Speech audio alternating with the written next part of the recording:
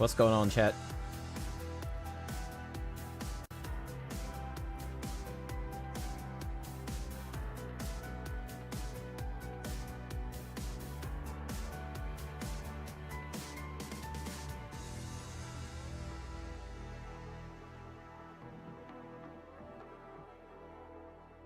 Alright. Messing with shit I shouldn't be messing with. You're stroking your blink. Man, I tried to get that alert set up before stream, but the panels in Twitch are just, like, full of visual clutter. And I didn't give myself enough time to wade through that. Like, every fucking page has, like... There's, like, 12 or 14 plug-in icons before you get to the part of the page that does what you want it to do. Whoever designed that UX needs to be fired. Holy fuck. It's bad.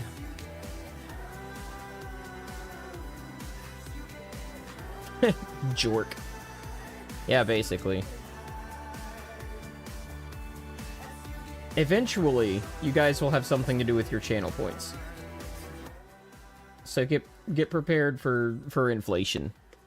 Because I need to drain your points. Hi, Inac, what's up? We can actually just go to this one first. Also, Nero, you need to learn how to use studio mode. RM inflation, R34. Yeah. But all that stuff where, like, I'm gonna mess with my scene live because I don't know how to look at my scene without broadcasting my scene. You gotta click that studio mode button, dude. It's been 7 years. Thanks, Plaus. Hey, Saru, what's up? Hey, Noodle. What's going on? Everybody have a good, holiday for those that celebrate?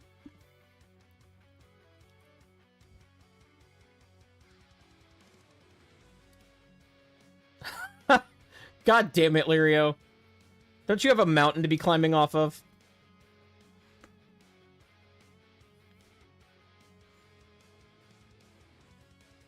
I eat the turkey. Yeah, I had a standing rib roast. It was really good. I had to commit a sin with it, though. So, like, for those of you who, like, want to have kids one day, remember that they might not like eating meat rare. I love it when monkeys streak in my chat. I absolutely love it.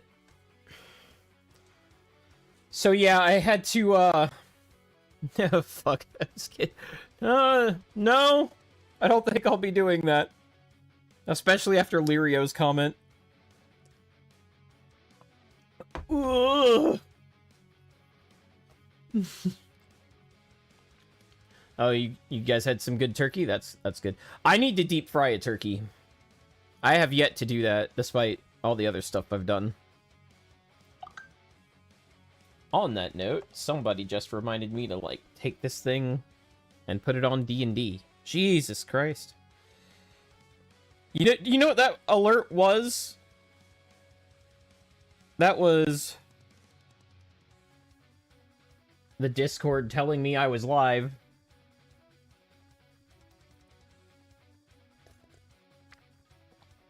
Yeah, you haven't... Okay, see, like, everybody says that deep-fried turkey's, like, the best turkey they've ever had. But here's the thing. I guarantee you it's the best turkey you will have that cooks quickly. And I'm just in a place where I don't want to cook for 14 hours or however long that turkey's going to take. That's why I did the prime rib. It took 3 or 4 hours. Which means I don't gotta wake up at the ass crack of dawn or start cooking before I go to bed.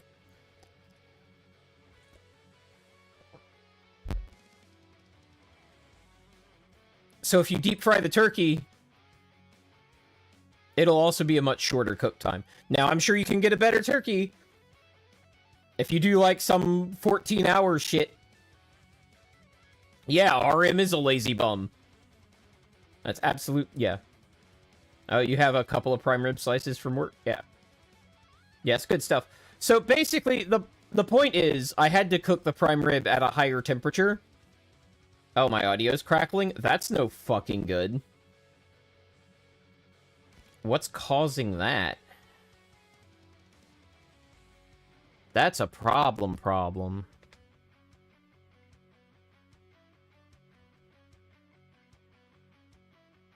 Oh, you told me earlier? Fuck. Okay. Just put him on mute.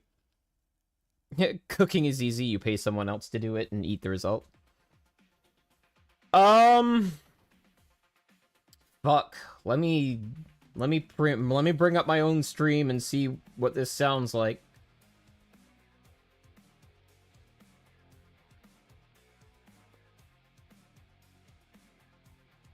That seems fine now. It's probably because I activated Unify in like the middle of stream.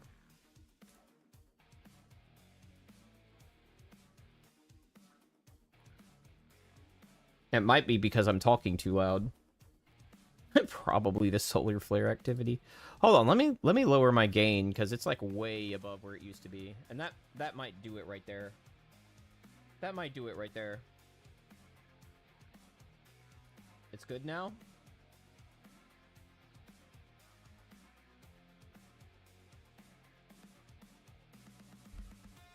I'm way too quiet. Fuck. Okay. How about now? God, it does not take a lot of movement and gain to, like, spike that shit. Holy fuck. Like, I know that's the idea. Yeah. Okay. I hate having to listen to myself. It's hard for me not to pause at the sound of my own voice.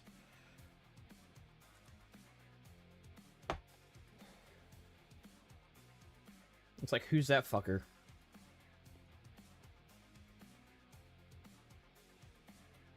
Ah!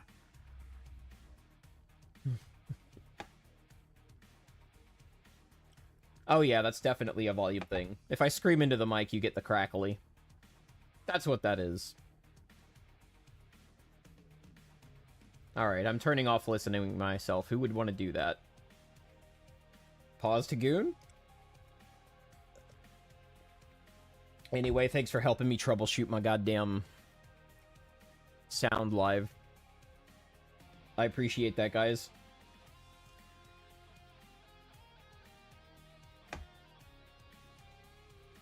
Goon pause. Oh, man. Every time I get on stream, head go empty. It's like there's a bunch of shit I wanted to talk about, and now I'm struggling to remember it. But we'll get there. Holiday shit. Black Friday shit. Anybody doing holiday shopping on Black Friday? Because I'm not. I bought like one thing. I got into trouble this year. Remember this? Pants pinch. Hell no, that's a death sentence trying to get in and out. Dude. There are some stores this year. No, it's not worth it. And it used to be worth it. It did. But now the Black Friday sales are the same sales that were on before Black Friday, like a week in advance, and you were getting those from online retailers.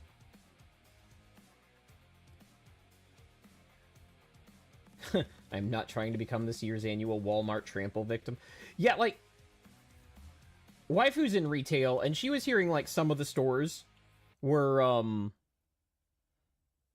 doing like, gift bags and stuff, but only if you were, like, the first 100 in the door. It's like, that is a very, very low number. 100 is a super low number. It's like you're trying to cause a trample at that point. Like, why would you do that? Back in my day, limited offer items were like, hey, we only have 50 of these in the store, and the first people in the store, well, or the first 50 people to grab it, get it. It wasn't like merch and swag and shit. You would also get, like, free hot cocoa and shit while you were standing in line. Like when Toys R Us used to be a thing, like back in the 90s, you would get there at like 5:30, and or at least 5:30 is when they opened on Black Friday, if I'm remembering correctly, like way back in the day. But while you were standing in line, they would just like give you hot coffee and shit, or hot cocoa, or hot coffee, or like whatever the fuck you wanted.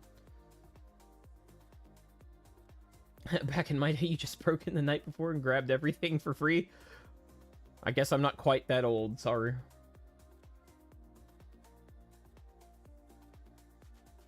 Claim tickets before you open? Wow! How orderly.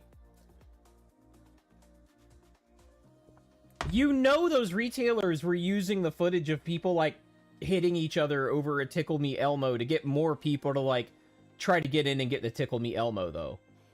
Like, it actively helped them. Unironically, like, the footage of the fights and stuff helped them do shit.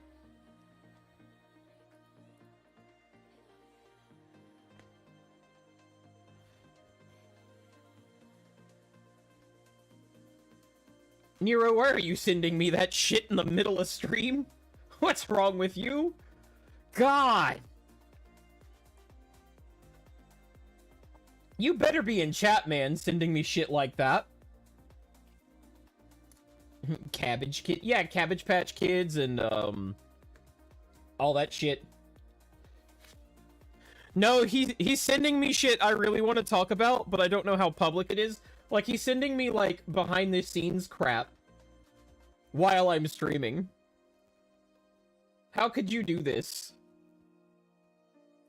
Like, imagine somebody's, like, sending you, like, pictures of their 2.0 model, like, 6 minutes after you hit go live. Straight to your Discord DMs. Like, imagine somebody would do that to you. And then, like, you have to sit here and conduct the rest of your stream like you didn't just see that shit. Is my mic fucking up again? I might have to, like, restart it. Crunchy? Okay. Let's see if I can't catch it.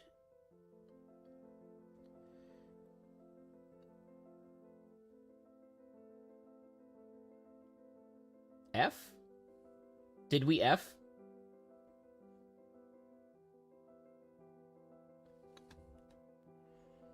God, it sounds fine on my preview. What the fuck is that? I'm gonna have to listen a bit more. Every time I go to hear it, you guys say it's fine.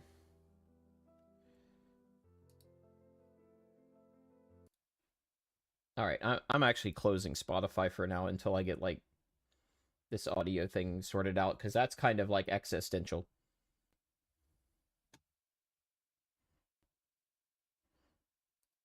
Oh, I heard it that time. I heard it that time.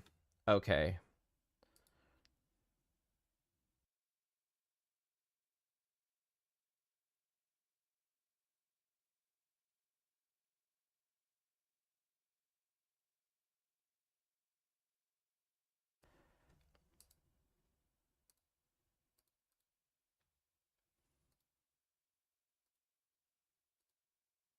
Can you guys hear me now?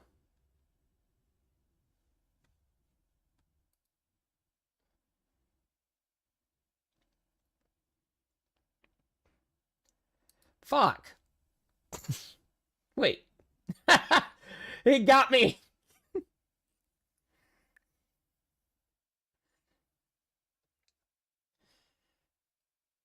I can't believe I got by that.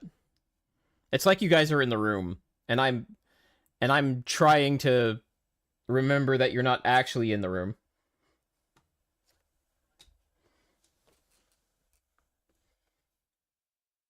Yeah, I fell for it. I deserve that L. Thanks, guys. Anyway, if it starts acting up again, let me know.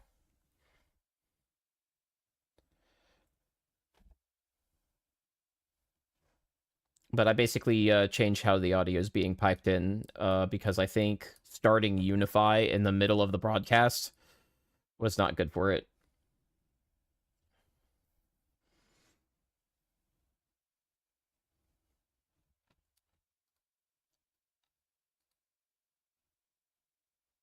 Let's see. Hold on, let me call out Nero real quick. Baiting me with secrets while I'm live and not even in chat. Shaking my head, my head.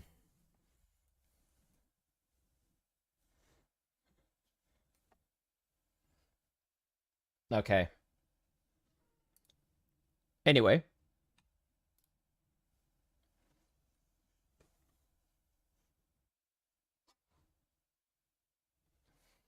We're going to make some changes to the format. See how that goes.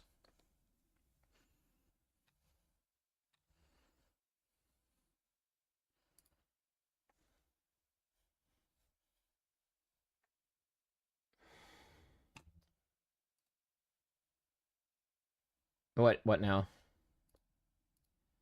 I see some ahs in chat. Oh, for the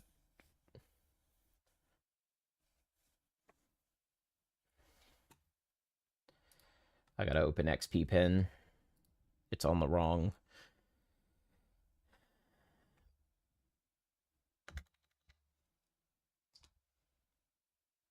It's on the wrong screen.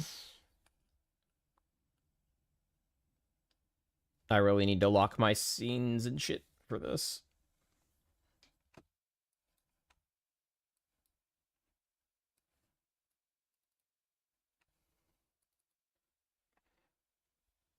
Twitch hates you, didn't get notified. Dude, it does that to me all the time. I'll have things on my notifications and like or I will get it. Nero muted the Discord confirmed. No, I'll get the notification, right? And it turns out stream started 40 minutes ago. Is how that will go for me. So I'm gonna try out, and I'm straight up cribbing this. Like, Nero changed how his ads work, and I'm gonna see if that works for me as well. But talking for 3 hours straight and trying to fill that space without anything, is hurting my voice. So here's what I want to do. At the start of stream starto. We're going to do like 30 minutes, 15 minutes of topical yap. Zatsudan. And then we're going to do like an hour of security content.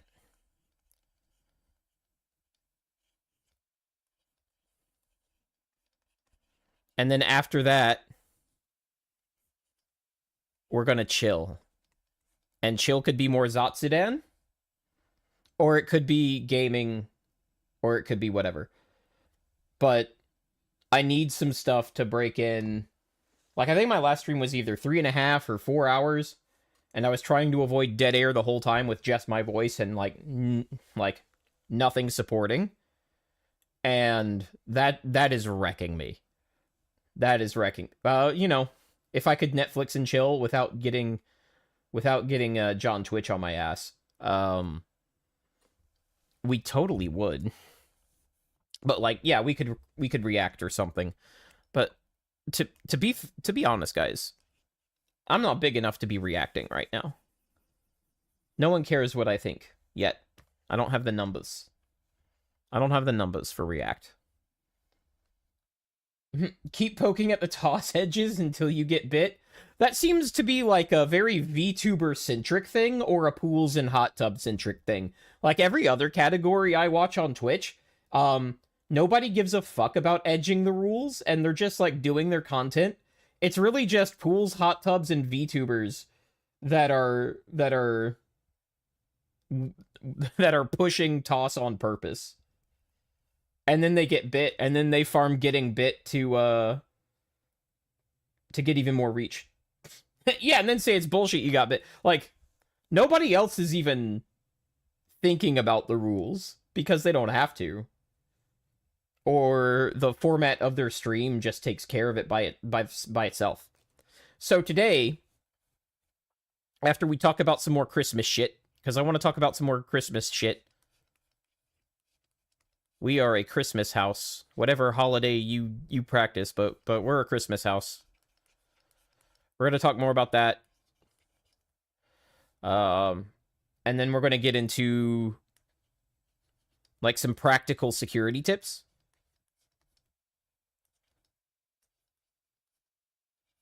And I'm covering this part up with my fucking head. Practical security. Yeah, we'll just scroll that. There we go. But no, that's the docket for today. So yeah, as I was saying, like the Black Friday deals, I got like exactly one of them. And the reason I got one of them is because the black fiber. Thanks, INAC.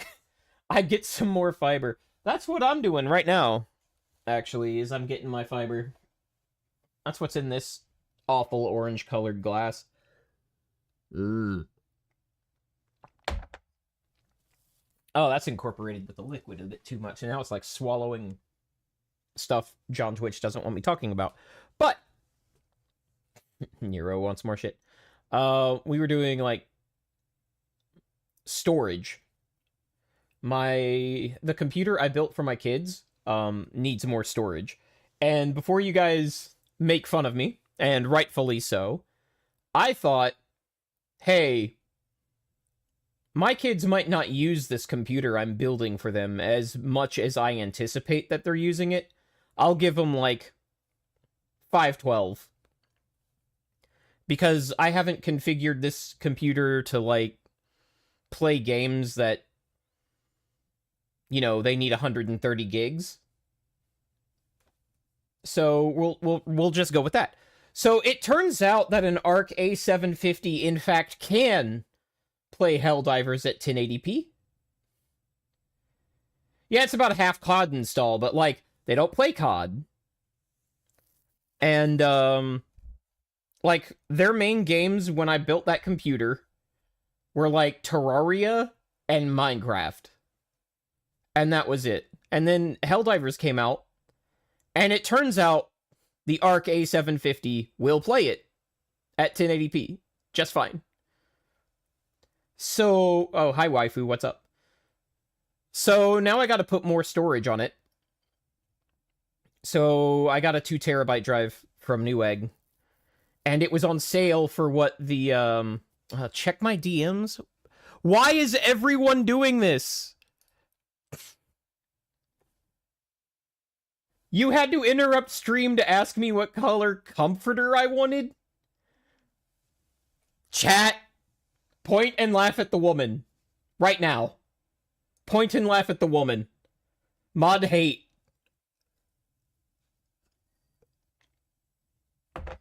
Mods abusing their access to the streamer. I can't believe that. Chat, do I want a lavender comforter? Hey, I guess it was an emergency. Thanks for the subscription, waifu.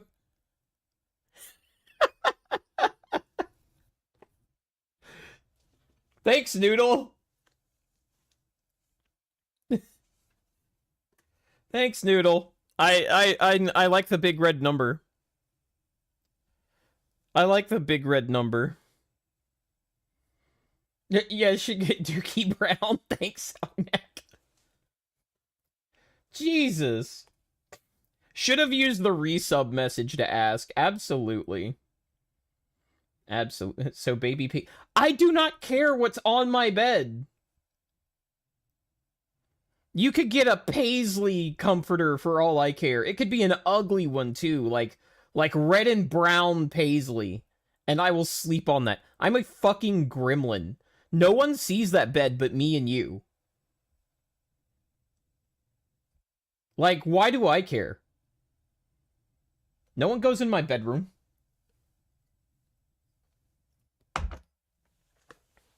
I just heard RM wants to sleep on the couch. We talked about this. I don't sleep on the couch. Couch sleeping is not a thing in this household. The only time we sleep on the couch is like when we sleep on the couch together and the fireplace is going or something, because the big couch is next to the fireplace. There's no doghouse here. We sleep together. That is like absolute. But no, that's like, I was browsing Walmart, Amazon, Newegg, and the only deal I found that was worth a damn was that the storage was on sale for what the normal storage prices were about 8 months ago. Which, by the way, if you guys don't know, there's a massive NAND flash storage and NAND flash shortage, because there's also a DRAM shortage, and those basically come out of the same fabs. So that shortage is going to last roughly 2 years, and then we're going to have another shortage because, you know, it'll be... crap. It'll be DDR6 time by the time the shortage is over. Yeah, RAM prices right now are awful. God, I thought GPU prices were bad back in the day. 2022? 23? Like, they're still bad now. They never, like, recovered. But holy shit, man. It was like $400 for 32 gigs in a 2x16 configuration. Jesus Christ. It almost doesn't matter what the Steam PC costs now, right? They could price that thing at $1,000, and it would be a steal the way RAM prices are right now. That's gelled. Ew. But all right, we'll turn Spotify back on and see if that breaks the sound.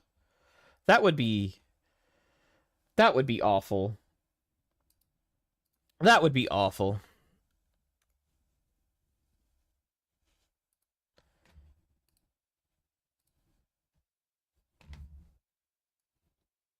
Dev says, screw that. I'm going to rob people for their dims when I need... Dude! That's a good point. That's a good point.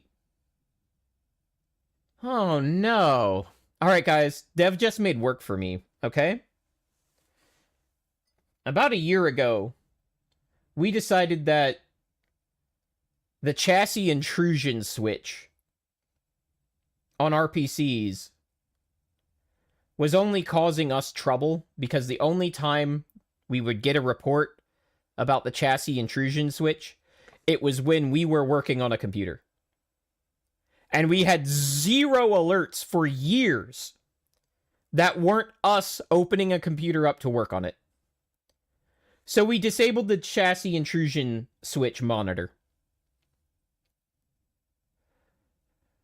Every single computer we have right now that has DDR5 DIMMs in it is now something we're stealing from.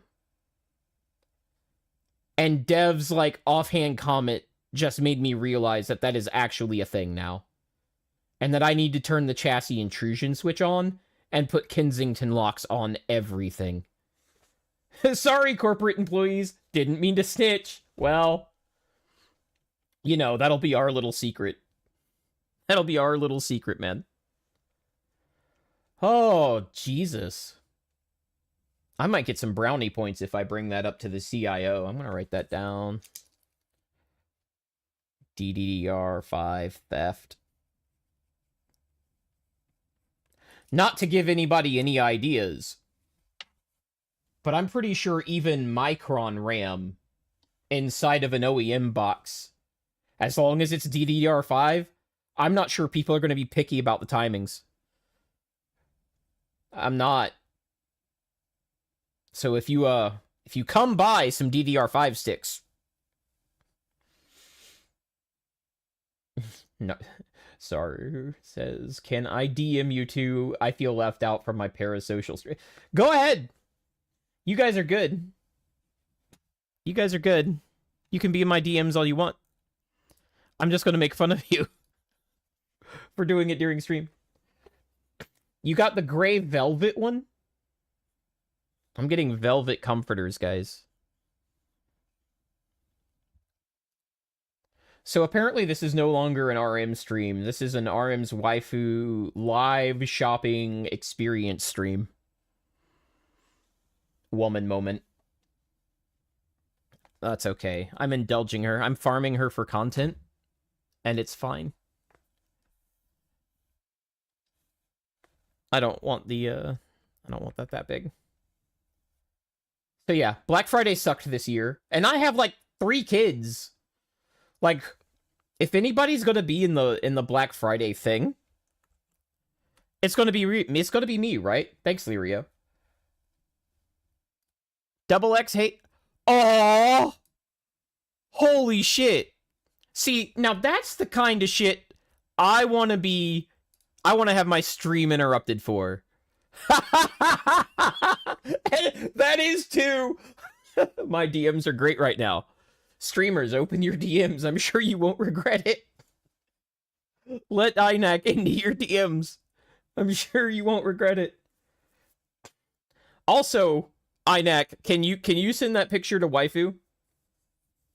Can you send that picture to waifu? I'm sure she would like it.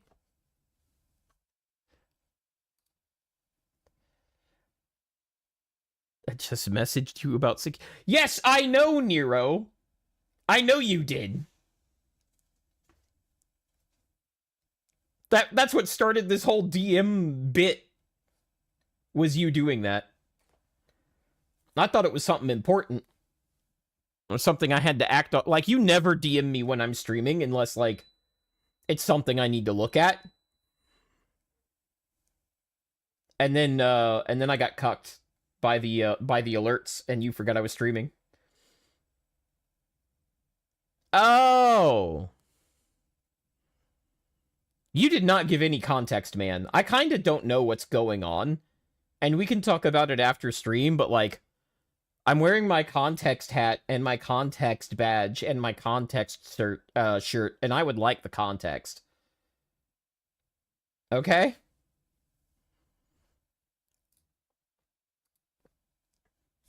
Let's see. Let's talk about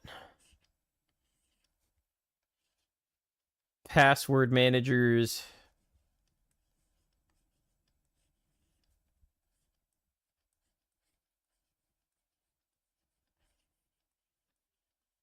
And two-factor authentication.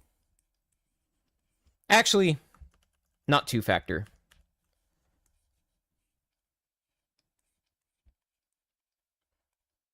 Multi-factor.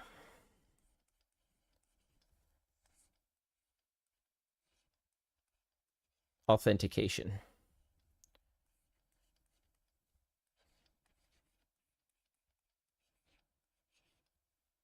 Because these are related. These are related. Authentication drifting. Yeah. All right. And the reason I'm going to talk about this is because misunderstanding these two things get people into a lot of trouble. And most of the hacks I see right now are people getting basically token jacked. And, you know, they click the dumb shit. And I guess they think because they have MFA activated, they think they're immune from the dumb, like, clicking the dumb shit. They've got their antivirus, so they think they're immune from clicking the dumb shit. I don't know. But we're going to go over these two things, and hopefully we can walk away with this with a little bit of better understanding about like what these are, why we use them, and what they don't protect against. So, let's start with multi-factor authentication, because I think this is the thing that like annoys people the most. And when they get compromised while they have multi-factor authentication enabled, they're like, well, why the fuck do I have this enabled if I'm still getting hacked? Because they're told, oh, if you put 2FA on your account, then it's protected. Roleplay in chat? It's not against my rules to roleplay in chat, is it? Did I be dumb? What is it, Dev? Am I talking about shit that you hate? Because I hate it too. We should absolutely roleplay in chat, I agree. Like, we could roleplay that you guys actually like me. That would be a fun roleplay. Okay. So first of all, we gotta know what factors are. Because this is where people fuck up the hardest. Not MFA, the ways people get compromised and the suits that think it isn't important. Oh man, we're gonna go over some shit. Let's have a ride. So, what is a factor?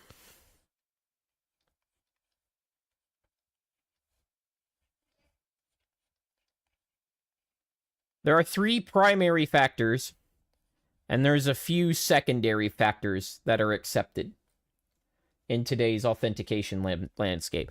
What's authentication?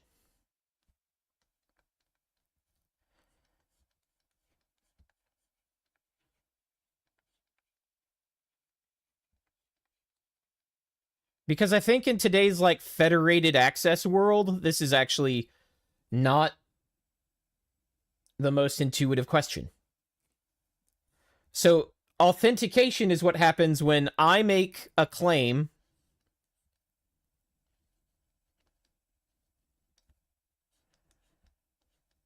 of an identity, and you verify that claim.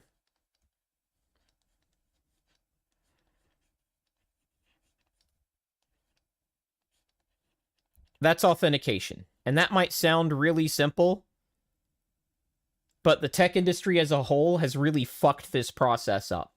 Okay, so when I do this in real life, I verify this by just fucking recognizing you.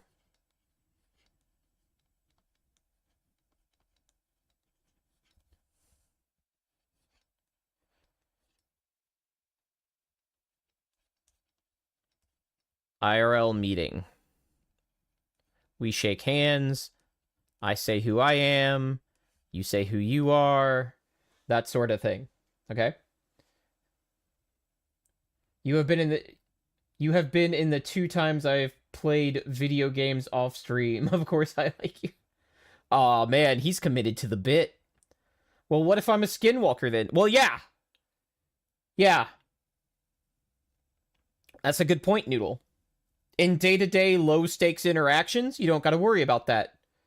In higher-stakes interactions, you present some form of identification.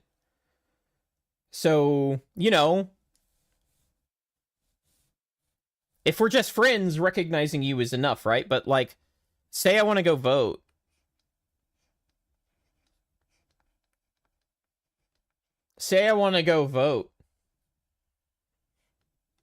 Well, in my state, we check this with a government ID. And in some places, we just don't have authenticate at all. That's the difference. That's what so all authentication is somebody claims an identity, and you're verifying that identity. What you saw there was not every way that I choose to verify that identity is bulletproof. Or even close. And way back, this is some of those stories that people that aren't from the US are like, wait, what?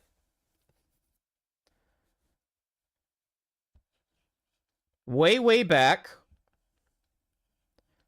we made these things called social security numbers.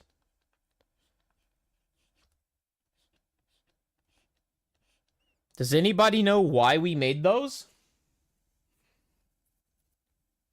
Sorry, I try to vote as many times as I can every election. Yeah, vote early, vote often. The fuck you mean some places there's just no verification at all? Okay, Noodle. I didn't think it would be you that would be surprised by that, but we're going to address this. The United States is basically, and this doesn't narrow it down at all, this next phrase, one of the only first world countries on the planet that, and you can say that about a lot of things that the US does not by default identify you at the polls. That's something the states handle. How you handle the voting process in national elections is still determined at a state-by-state level, and there is no national requirement for voter identification. So in some places, you just say, I am so-and-so, and they check to see if so-and-so is on the voter rolls at all, and if the name you used matches somebody who is on that roll, they give you that person's ballot. And they don't check who you are at all.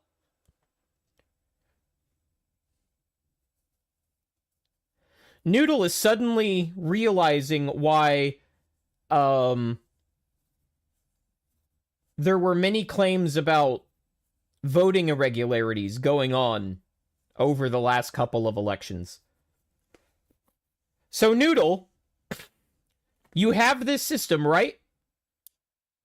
Yeah, some places will register you as a voter when you arrive. Now, that ballot becomes a provisional ballot. I don't know of anywhere where it doesn't work this way.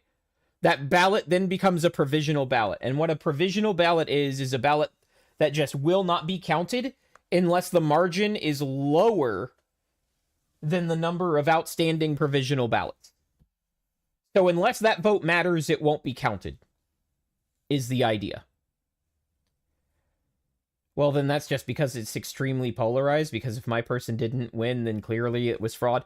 Yeah, the problem with that is, or they count it if they need it a month later. That's right, Saru. The problem with that is you have that system, right?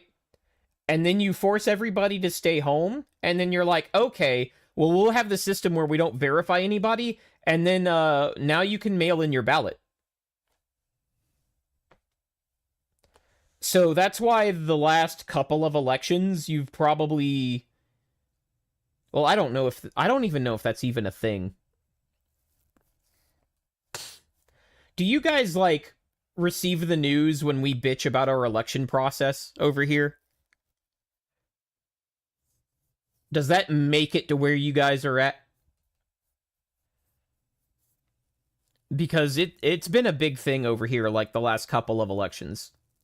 Yeah, ask the new New York City mayor how he got elected. Yeah. Even here we do. Hey, Potato, what's up? Yeah. Yeah, you have heard of it? Yeah, so the reason you hear about that is, like, you know, obviously who the president of the United States is kind of matters. But, because, like, we have forced projection, so you guys are kind of forced to care about it. Sorry. That's just what happens when you're subsidizing everybody's military on the planet. But that being said, the reason you've been hearing a lot about that lately is because COVID was used to take what little voting integrity protections we had and strip them in the name of preventing disenfranchisement. And then you had, how many of you have seen this graph? Hold on.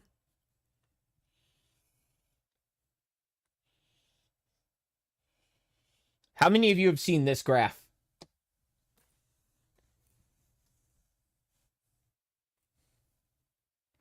Because I can tell you that in the education world,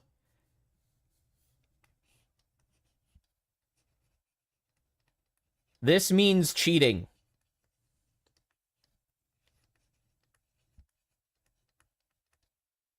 If you see that data pattern show up in grades, terrible rendition, but yeah. If you see this pattern show up in grades, it means you had a lot of cheaters. That's what cheating looks like. Yes, that's Detroit's counting process. This is the margin of victory for Joe Biden. And this happened at literally 1 a.m. And what that vertical line means in this chart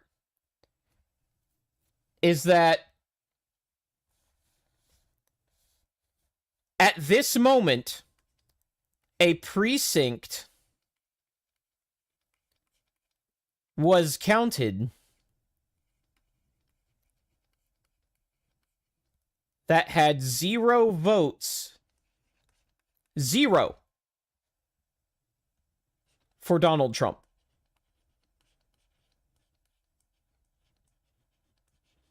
That doesn't happen. There is nowhere in the United States, outside of maybe one 13-person precinct in Connecticut somewhere.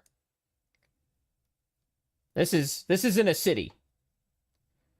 There is nowhere in the United States where there are 0 Republican voters.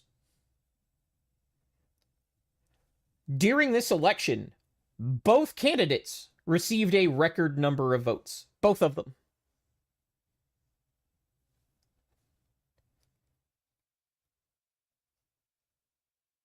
So, yeah. Anyway, we have a very nice election process over here that allows literally anybody to vote. And the reason for that is because if you expect certain people to have a voter ID, you're racist. Because they're too stupid to have one. You see. They're too poor and too... See, there are certain people in the United States that are too stupid and too poor to have a voter ID.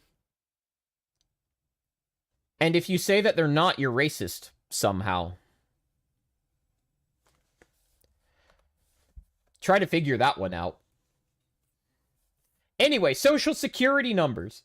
Bro, it's so hilariously abysmal. Yes, there's a lot of people over here that are still rightfully upset about that.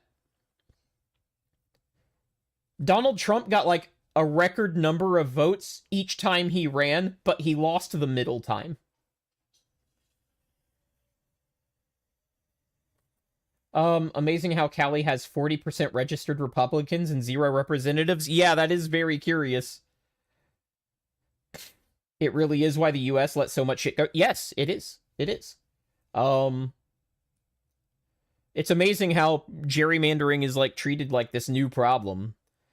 But there are several places where it's like 40 to 45% Republican voters and 0 representatives. It's not even just California. I think it was like New Hampshire and Massachusetts are also that way. Maybe Connecticut.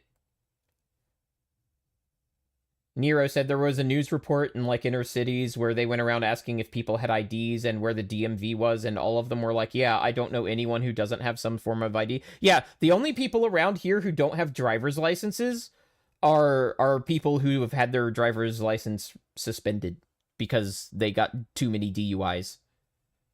Those are the people who don't have driver licenses. And I think they might still have a driver's license. It just says that it's suspended on it. Yeah, Ben Franklin and John Adams talked about gerrymandering. Like, it's been a problem in literally every single democratic system that has ever existed, democratic or republic. Like, anytime there's anything to do with a popular vote, there is gerrymandering. Yeah, they get a state ID, not a license. Yeah. Even the illegals have driver's licenses. Yeah, but, some people, it's just too much for them. Some just stubbornly refuse to pay a few grand of unpaid tickets in Texas, or so I've heard. Well, that too. I agree, Noodle. That's a little sus. I like it, though. So, social security numbers.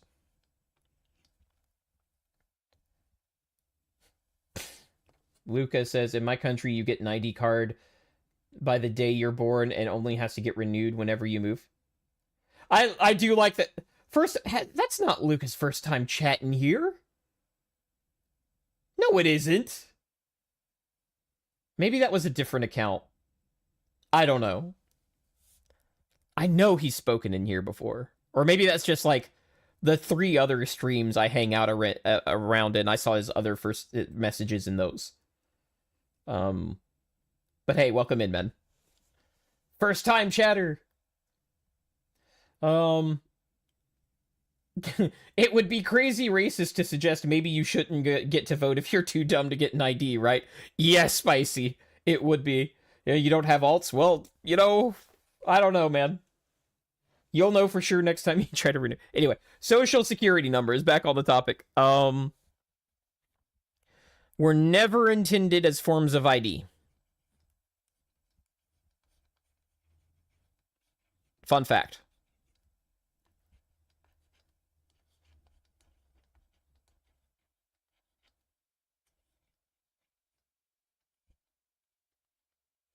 Your social security number, we're all RM helps. What do you mean?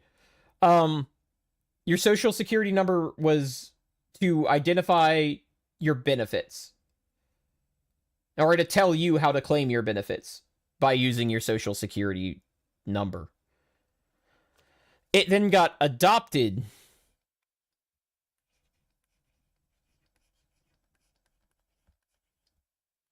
as a government ID, but it was never designed to be one. It was never meant to be secure. There is nothing more permanent than a temporary solution that works, as the saying goes. Yeah, I have lots of those in my system. So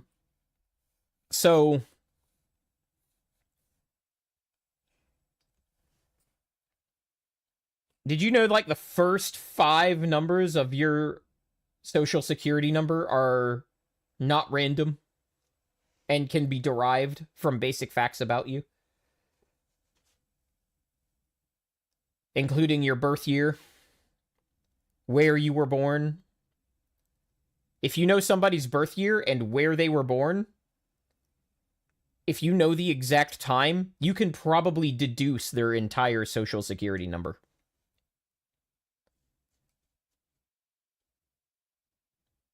Like, if you know, like, there is a chance that giving somebody your star chart, like your birth chart, would allow them to reverse engineer your social security number.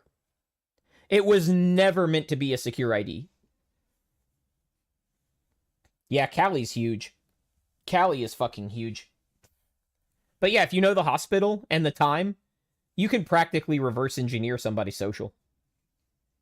I'm pretty sure AI could do it. Our main 2-factor authenticator has one major flaw, says Luca. We're going to get into that.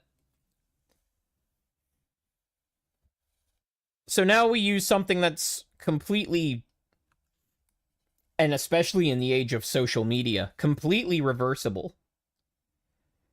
Yeah, that's why the government usually only needed the last 4, because the last 4 are sequential. But, like, there's so many people being born that getting that sequence right is actually kind of difficult. Yeah, so start asking for star charts. But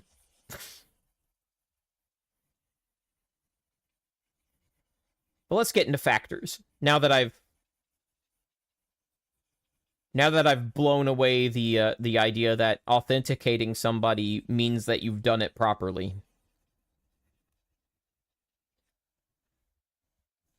Let's see. First 5 was redundant to other data they already collected on you. Absolutely.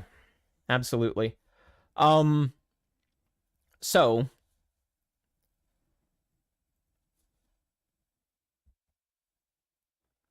when the internet was born, we actually did not authenticate to services. If it was in 1990 and you asked a search engine to show you some spicy pictures, the websites you got would not ask you to log into anything. They just wouldn't. You would click and you would see what you wanted to see. And there were no steps between that. But eventually, websites started wanting accounts to track who you were and what you liked. And mostly what they wanted to do was to identify you for email purposes.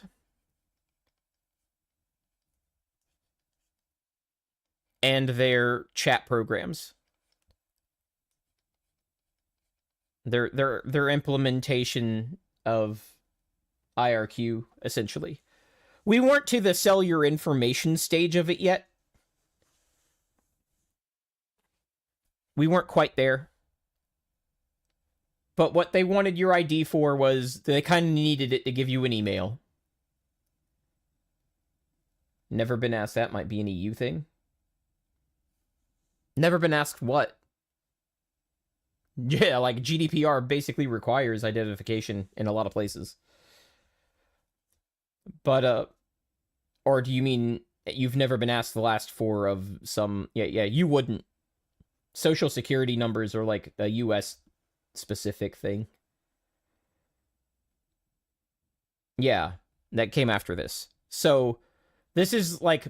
These things are like originally why they needed you to have an identifier. And they're like, okay, well, the way we're going to identify people is we're going to store value key pairs to identify people. And you know these value key pairs as username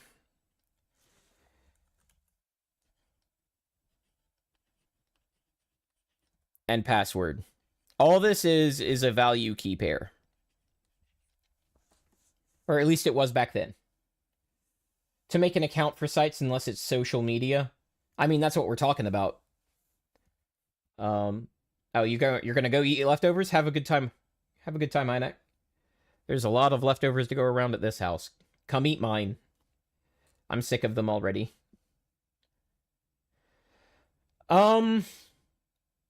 Do you not have to make an account for sites because you have, like, a government one? Or because of something else? Because almost every website needs an account these days. Like, almost everyone. Spotify needs one. Any email you need needs one. Flickr needs one. They all need one. So they're getting that identity from somewhere. Unless you're just on the sites that just don't need it. Which you could be. But this is where this stuff started. And this is a factor. So now we can actually get to that. What are factors when you're talking about multi-factor authentication?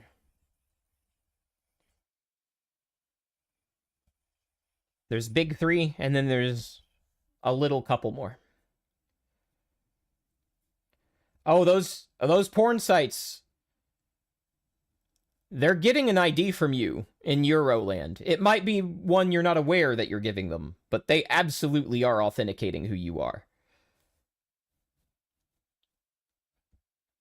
That is a big Euro thing.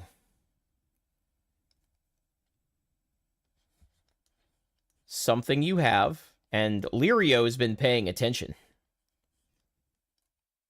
Because he got it exactly correct.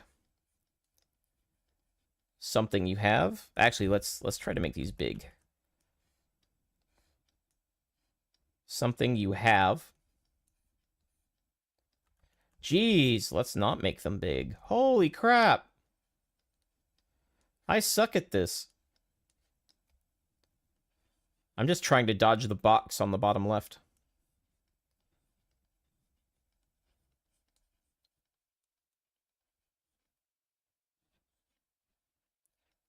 Something you are.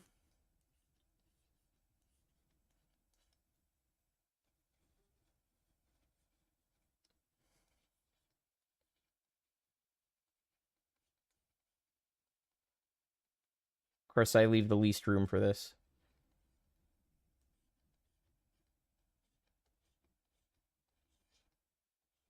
Something you know.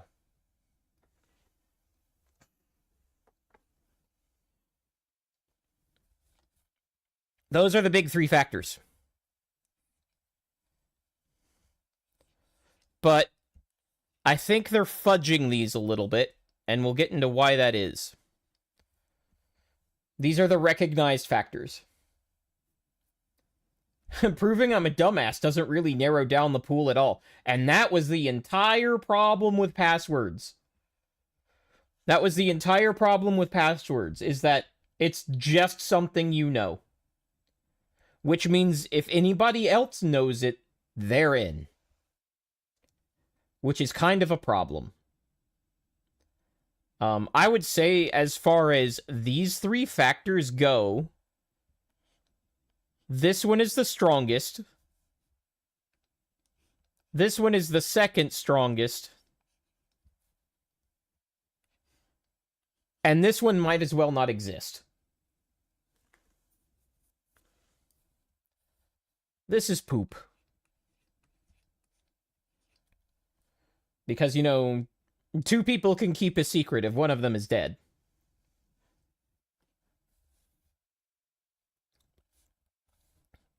Thumbprints are a bit harder to pass around. I'm just saying. But there are some tiny factors that almost all of you in chat have definitely run into. These are not considered primary factors, but they can be used as corroborative factors. And those are... We'll call these tiny factors. That's not something anybody in the industry says. That's just a me thing. We'll call these tiny factors. The tiny factors are something you do or somewhere you are.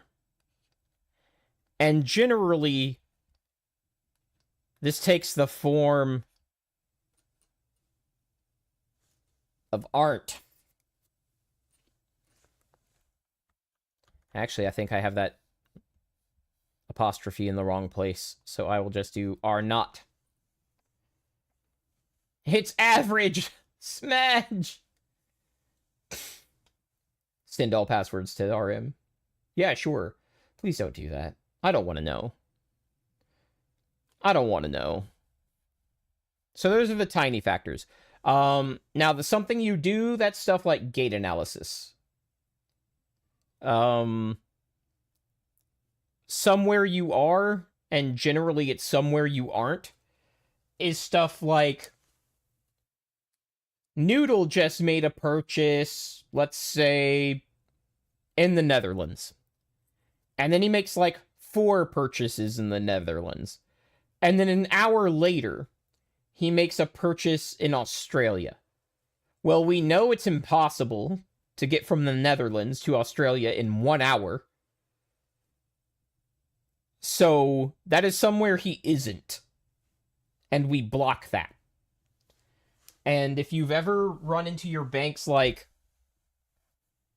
you've probably gotten emails from your banks before saying, hey, there was a suspicious transaction over in, bumfuck nowhere across the other side of the planet. We blocked that. Yeah, exactly, Luca. That happened to you because you used a VPN. Exactly. They thought you were in Nigeria, and they're like, Luca doesn't make purchases in Nigeria. We're not letting that go through. Fuck you. Those are the tiny factors. But you could not get into your account by saying, I live at my address. That won't get you into your account. It's a corroborative factor. Noodle says I actually haven't had that happen. Lucky you! That means your bank hasn't lost your banking details yet. Congratulations. Your credit card's never been stolen. Or your credit card data has never been stolen. Congrats. Yippee! Or they looked at your account and they just said, like, we're gonna sit on this one.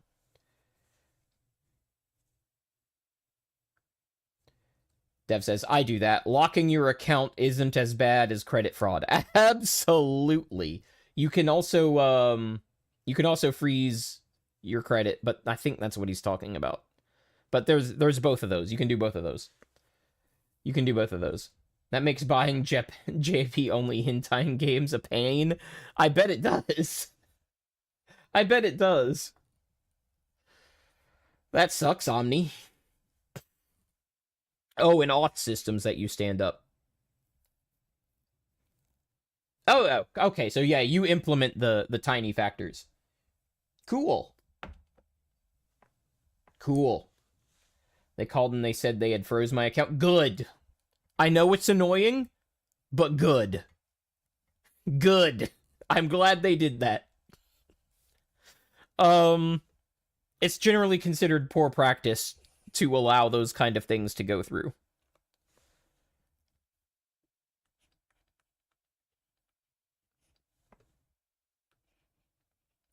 So one thing I've been seeing lately is that when somebody, and I think Linus from Linus Tech Tips actually suggested people do this. So I'm going to suggest that you definitely don't.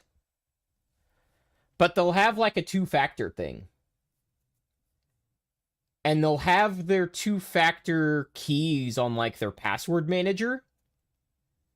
And I forget exactly what the option was, but they were basically having it to where their password manager also also automatically handled their two-factor pushes. And what that did was take the something you know and reduce it to something you have. And he effectively un-two-factored his two-factor and was telling other people to do it for security. No, it's not. It's no longer MFA. Thank you. Because God, it was awful being the only one in the comments being like, hey, asshole. That is the opposite of secure. Holy shit, that guy has way too many followers to be suggesting head-ass shit like that, but it wouldn't be the first time, man. It wouldn't be the first time.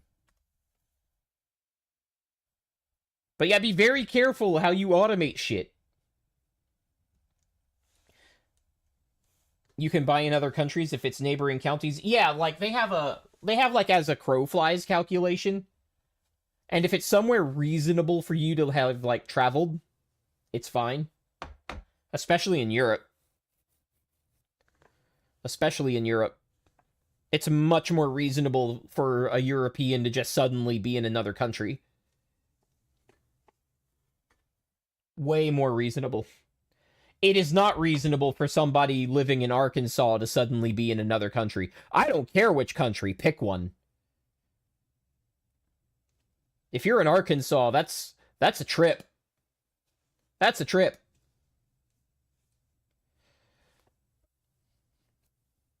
If you live in South Florida, it's not unreasonable that you could end up in Cuba. Not that you would want to end up in Cuba, but it's not unreasonable. Arkansas already is another country. Yeah. I only somewhat trust my factory and Factorio to mostly work, and I made that myself. Yeah. So yeah, keep in mind the three factors and what they are. Because some people will do they'll do double stuff they know, like a password and a PIN. That's not two-factor. That's just one factor repeated. This has anybody noticed that their computers are starting to ask for 4-digit pins rather than long passwords? Has anybody noticed that?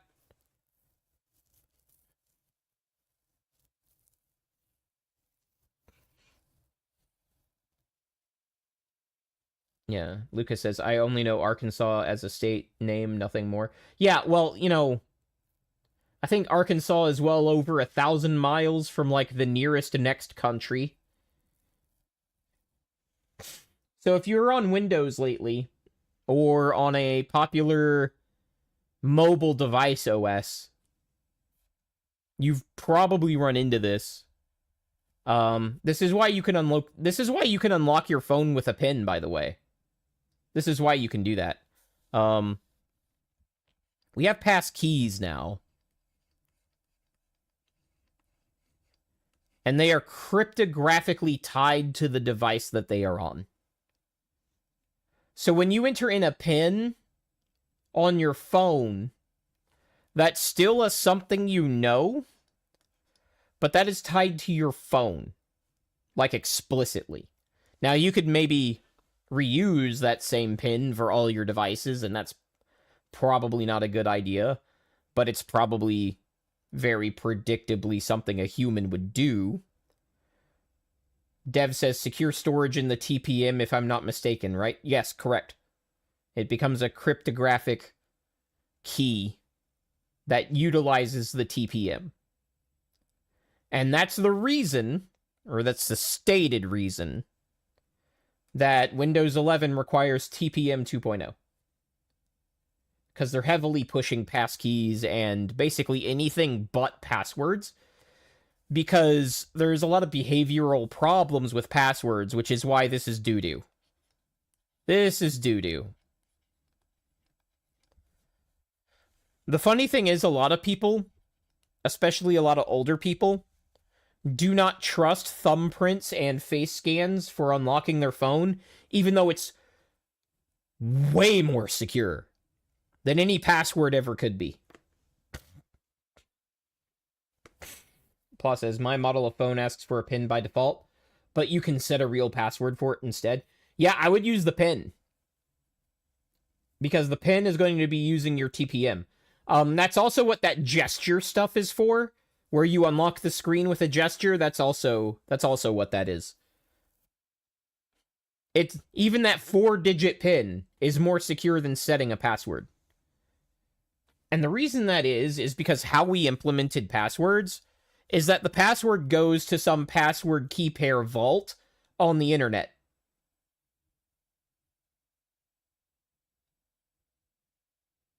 You hate the gesture thing. Yeah, a lot of people do.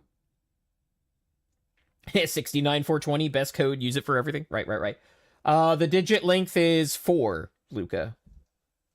It's 4, right?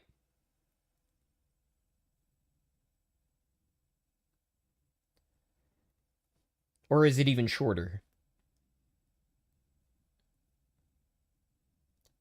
6. Yeah, 6 is fine. 6 is an absolute fine length for a PIN. Absolutely fine. If it's a PIN. If it's a password, that's not enough. But, again, pins are used to set a cryptographic key that is stored on the device. It is not sent to a vault of key pairs. The only thing somebody remote has is what the total hash is. Yes, but if you know people, it is super easy to reverse engineer. And then you have the second factor. That's why you have the second factor. A pin is what, Omni?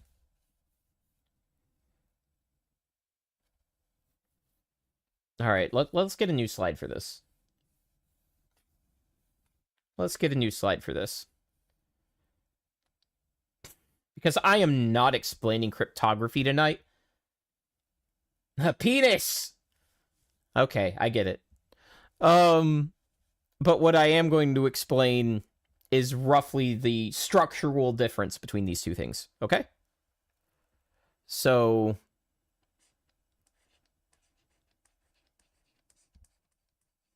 this is a phrase you will hear a lot, so I'm going to be using the industry jargon, okay?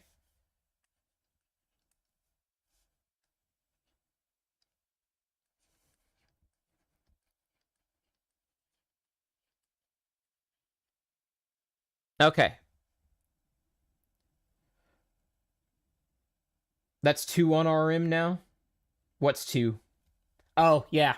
Y'all keep... people's passwords are so bad that OWASP gave up on making any character and format requirements? Yes! Yes, they did. OWASP top 10 should be updated. Maybe I should make that next week's stream. Because OWASP top 10 should be updated by now. Finally. You said 6 is a good... oh, yeah. I did say that. Ha! So a passkey is essentially a variable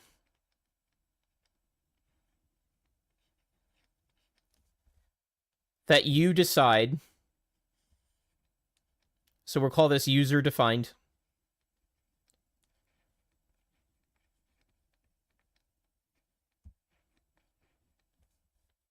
That variable is then mashed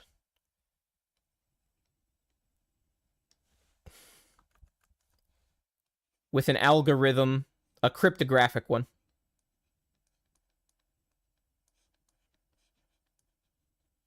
As a seed value. This is why it doesn't have to be big. Is because it's essentially a seed value for an algorithm. So in the same way that you can enter as little as 6 digits for a Valheim seed to generate a giant-ass map, it's kind of the same thing. And you're going to get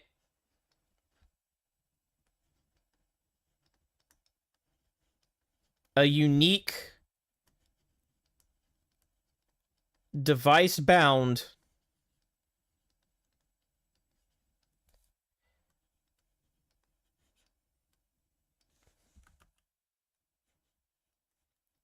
cryptographic key out of this.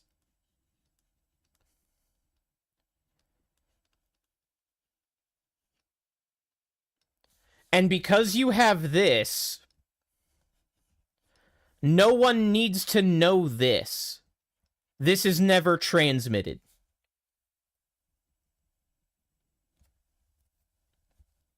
This is the variable that you used as the seed value is never transmitted. Only this is sent to data providers. In a password,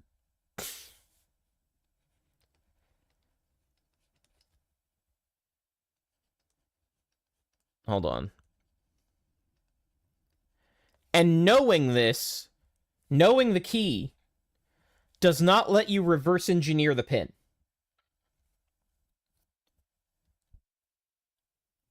That's okay, Dev. I'm qualified to say whether the guidelines are good or bad. That's my job. I get to be that asshole. So, password, remember, this is as defined by industry jargon. So whatever you've got in your mental map of what a password is and how that differs from a passkey, forget about it.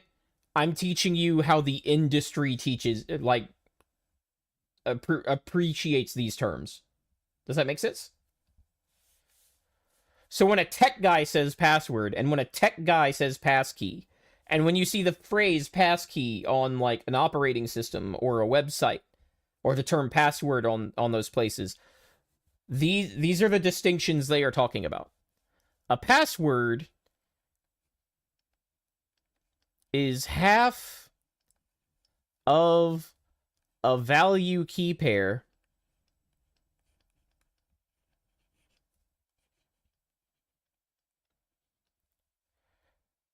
stored at the service provider.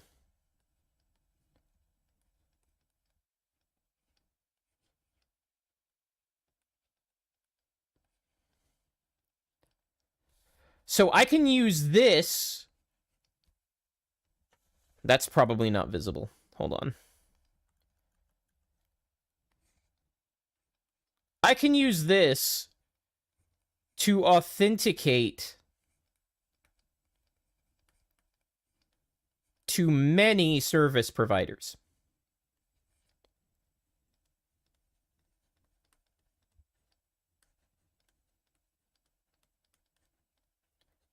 Because a combination of this and the algorithm that goes through my TPM will result in a unique number.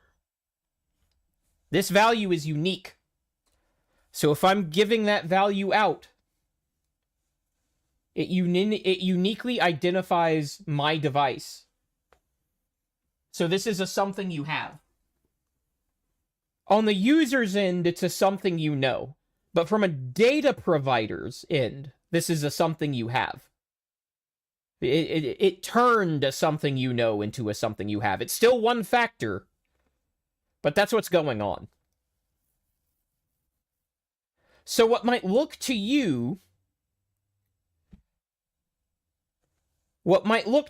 as a double something you know because you're entering the PIN and then you're answering a two-factor challenge, which is also a something you know, that might look like a double something you know to you, but this is being converted into a something you have. So when you get the 2FA challenge, it's actually a something you have plus a something you know. And the 2FA challenge is also sort of a something you have and something you know in one together as well. Sort of. It's still a something you know. A lot of people treat it as a something you have. It's kind of both. But to get the 2FA push, you have to have the phone. But now we're getting into the weaknesses of the system. But it's treated as a something you have. But this is a something you know that is turned into a something you have. So it's kind of weird there. So you have like a double something you have, or a double something you know. These are just, these are weaknesses. And then you have 2FA fatigue, which I'm definitely getting into. Good night, Luca. Good night, Luca. Have a good one. Enjoy your movie screening. I know you love those things. So this is half of a value key pair. It's stored at the service provider. And encryption and storage security is at the discretion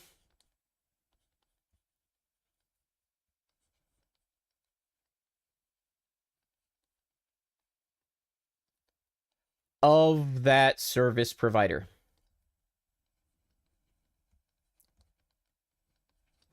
If I wanted to push government ID to access the internet, which one of these do you think I would use? Which one of these methods do you think I would use if I were a proponent of government ID required for access to the internet, or a true ID, or whatever, or real ID, or whatever they're pushing, that whatever buzzword they're using for that this year? Which one of these methods do you think I would use?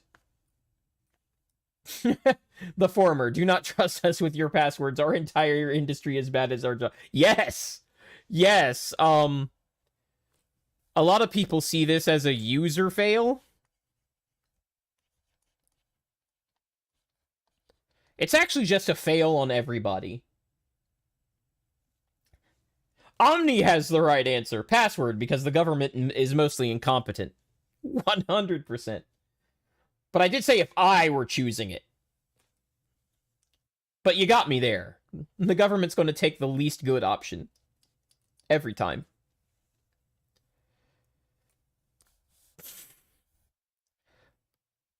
Notoriously, the password is not something that can generally be used across multiple services. Now, we do have federated services, but those exist precisely because of that problem. So, now a federated service is... And I'm going to explain this so simply that it will be wrong. Okay? Just throwing that out there.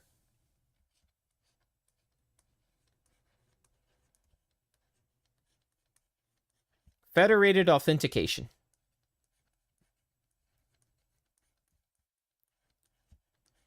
All right, I'm not deep diving into this, so I'm going to have to simplify this to the point that it's kind of technically wrong.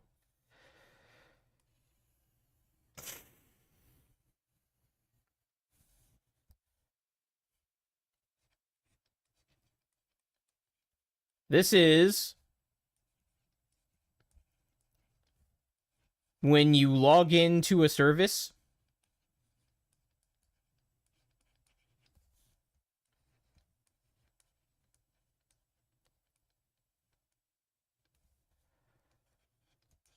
with another service.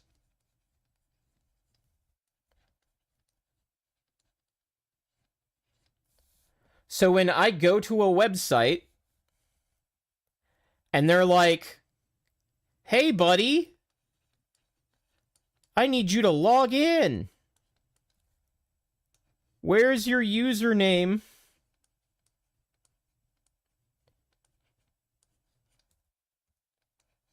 Where's your password? Alternatively, you can sign in with Google, Facebook, etc.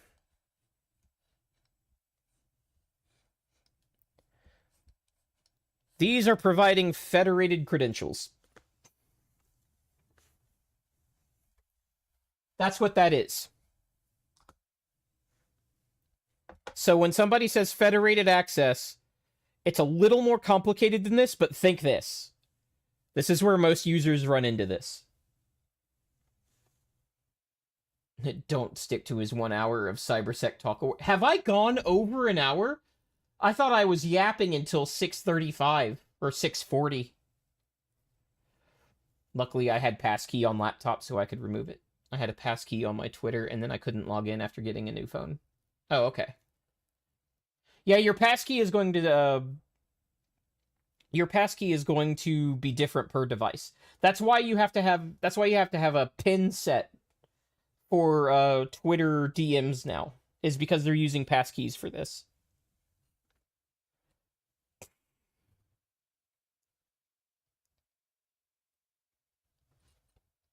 That's why that is.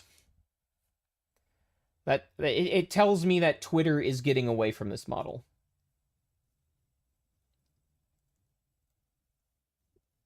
Just an encoded cookie. I'm glad you said that. I'm glad you said that, Dev. And I'm yelling because my noise cancellation on these headphones is so good that I kind of can't hear myself talking via my environment. So I think I'm muffled. So I'm kind of yelling. I'll have to get used to this. I'll have to talk like a normal person. Which one was it? New.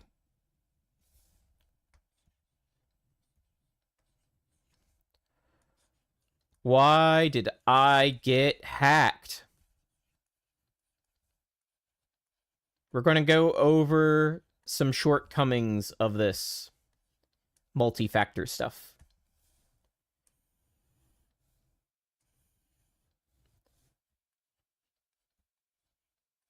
All right, so your website forces you to use 2FA or MFA, whatever acronym they're going to use for that. You've got your authenticator app, you get the push notifications, however you have that managed. You've got your password. You get hacked. Omni says because you went to sketchy porn sites. Yes, but it has to do with what Dev says. So when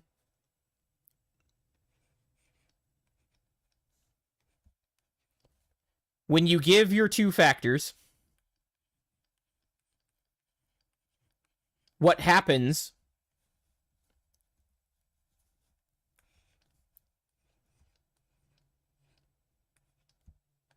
you know that trade deal meme?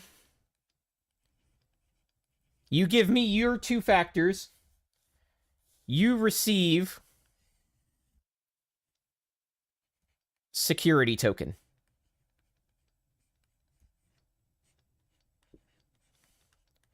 Now I'm about to give Dev an aneurysm, and that's fine. After you receive that security token, that is what is used to access the services.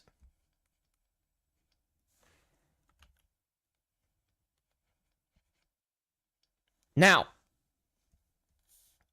this condition is why your bank does not let you be on the bank's website for more than a few minutes, and I mean like 2 or 3, without hitting another button or going somewhere on the website before it kicks you back out, because it's revoking this.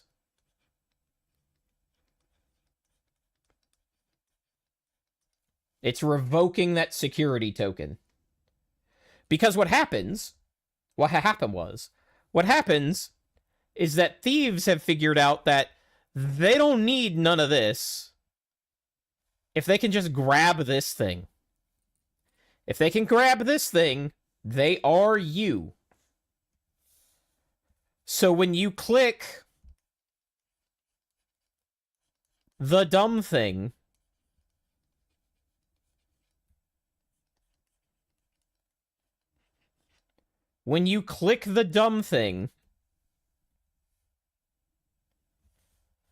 this is what it takes.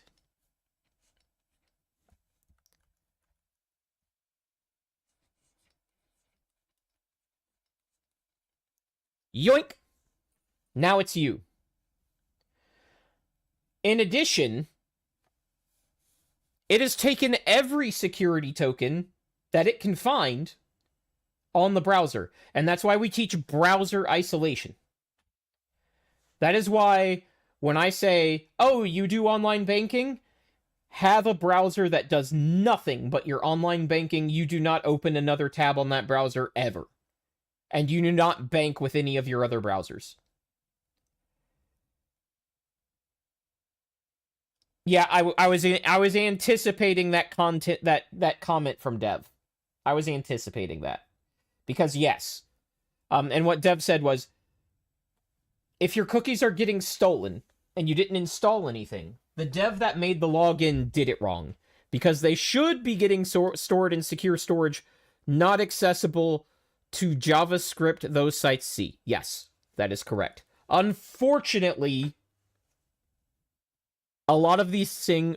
A lot of these things are being made wrong. A lot of these things are being made wrong. So when you're on Twitch and you see that VTuber, because you know where I hang out, it's always a VTuber I'm seeing this happen to. I clicked a PDF in Discord, and now they have my Twitch, my Discord, and my Twitter. Help! Most of them, yeah. Yep. So yeah, there's some pretty big names where this is still possible to do. So there's some pretty big platforms where this can still happen, and does happen a lot. Now, could I get into a discussion on how shit of a job Discord does in, like, filtering the traffic that goes through their platform? Absolutely. Absolutely. They're terrible at it. Did you know that if you throw something into Google Drive and it is 25 megabytes or lower, it's just automatically virus scanned by their system? Did y'all know that? Did you know that the stuff that was scanned by Google's system was subject to a 25 megabyte limit? And that everything above that was not?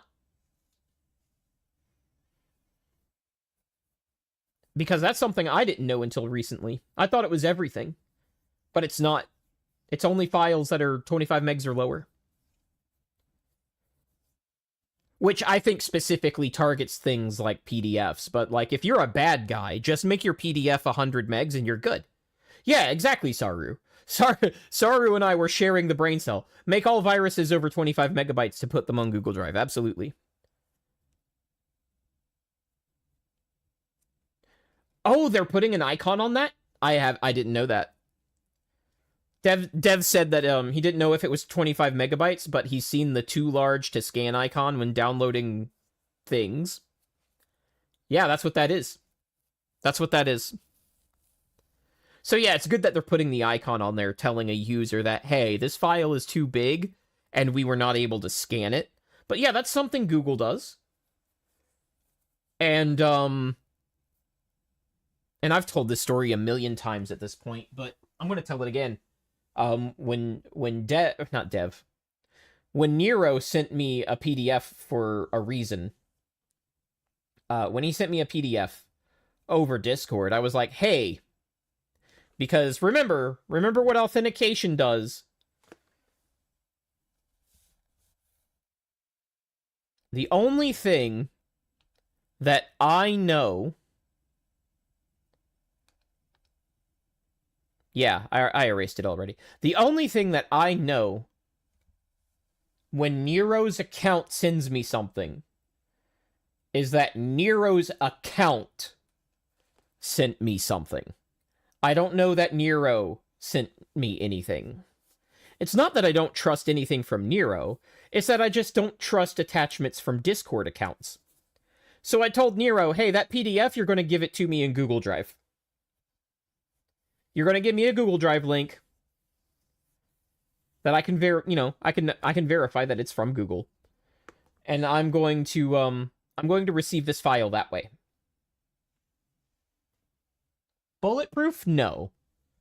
Do I trust that Google is going to know most of the exploits in PDF files and catch them? Yeah, way better than Discord does. Also, scammers generally are not going to do that for you. Just throwing that out there.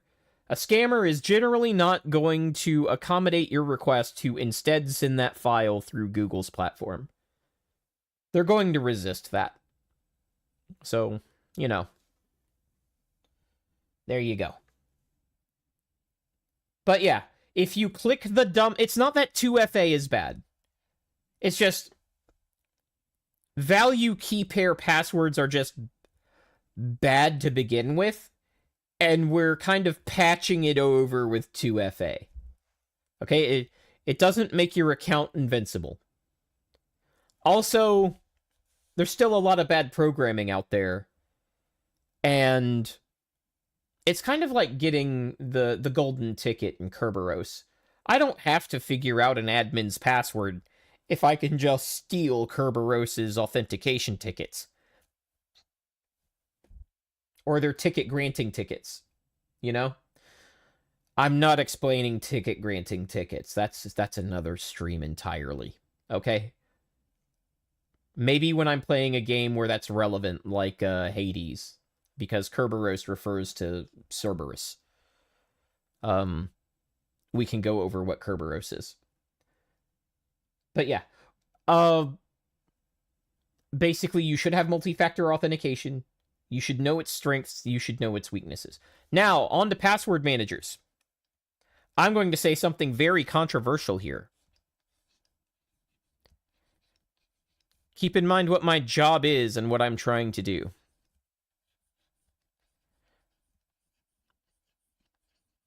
Password managers.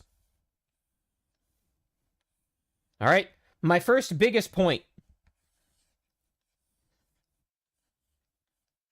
Use it. Alright, the whole reason we have 2FA is because value key passwords are bad. Okay? What a password manager does is you choose a master passphrase.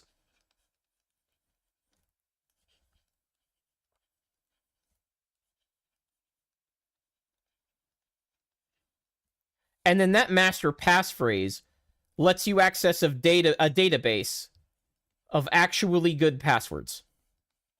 Because it generates them for you. That is the long and short of what a password manager does.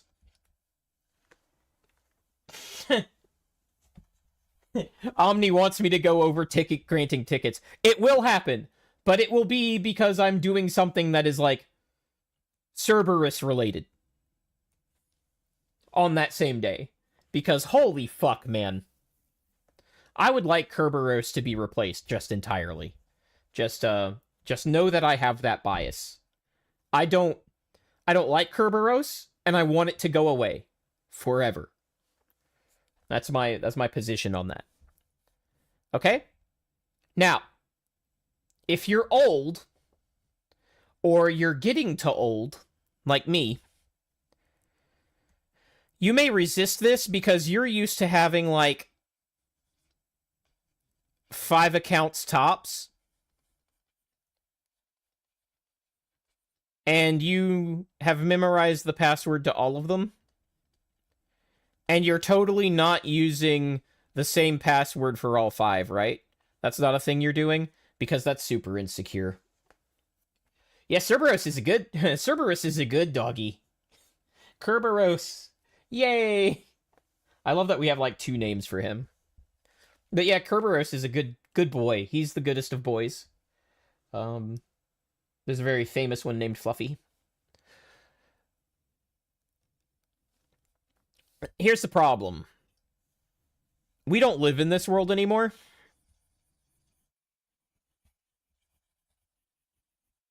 We don't live in this world anymore. And your passwords that you think are super clever are probably on somebody's rainbow table. And they already know what your password is. Before you've even made it. Before you've even come up with the password that you're going to use, they already know what it is. Yay! So, another thing a good password manager will do is check your existing passwords for compromise. Or basically to see if somebody knows your password.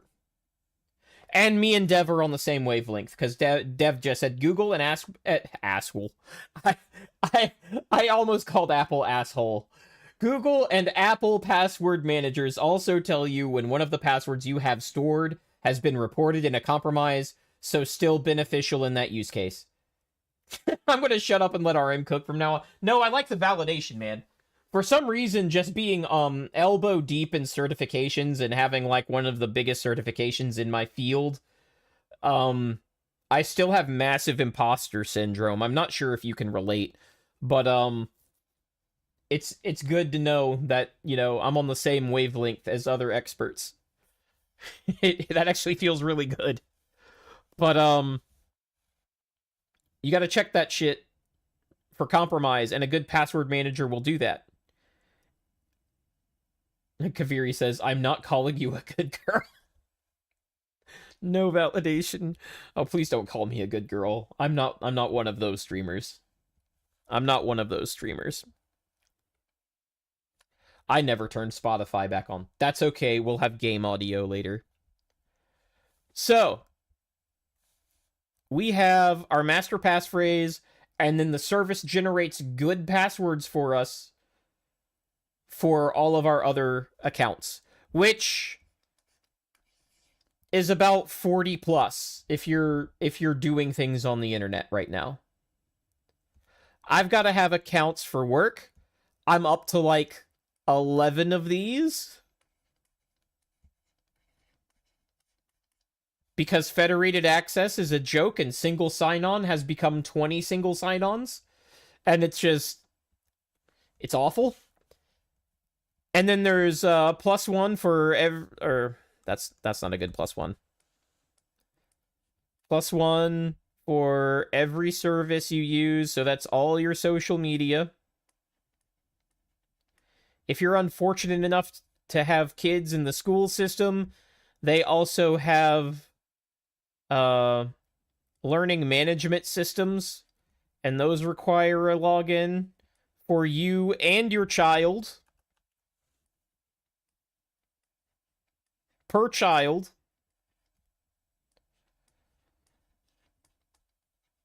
So this is like Blackboard, Canvas. I remember there was another big one, but those are the two really big ones, is Canvas and Blackboard. And white labels of those two services. COVID gave like everybody a Zoom account.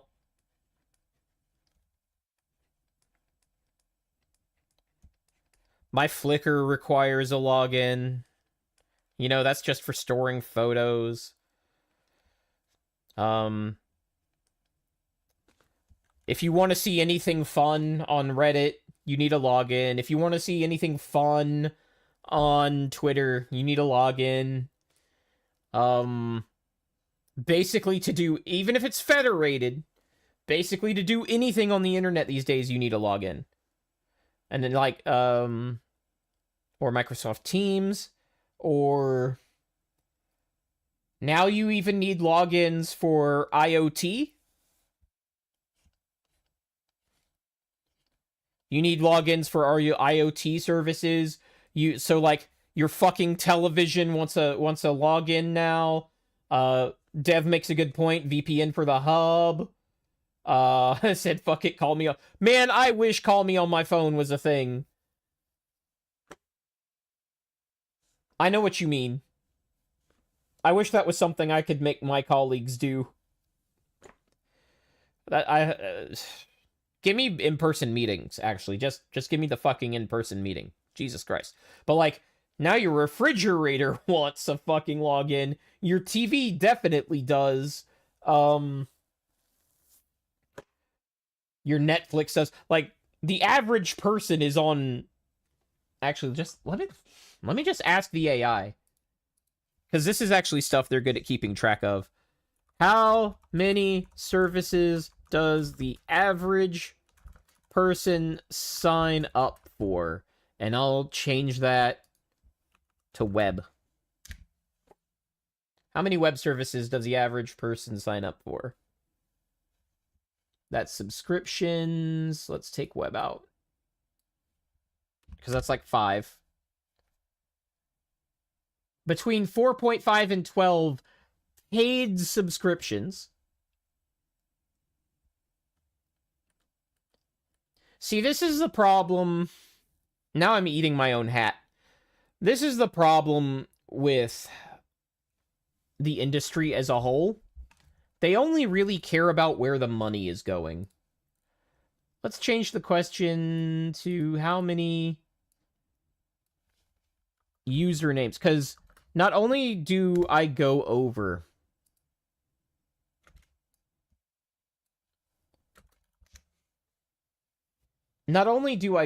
like, oh, here it is. One study found the average person has about 100 online accounts, because, you know, you gotta account for alts, right? Average person has about 100 online accounts. That actually seems right to me. Like, if you're super plugged in, and that was in 2022. Yeah. Yeah. Yeah. So 100 accounts. Yeah, and the same... Hey, Stoic, what's up? The same password for each account? Absolutely. And that's why you need a password manager. Because people cannot be expected to keep track of that. I'm sorry. And this is where our data security training, like our security awareness training, like as an industry, falls short. It always falls short of predictable user behaviors. When MFA was becoming very, very popular about 8 years ago, I made a prediction at that very moment, and I wish I had recorded it, but I looked to my coworker. So we'll go 8 years ago.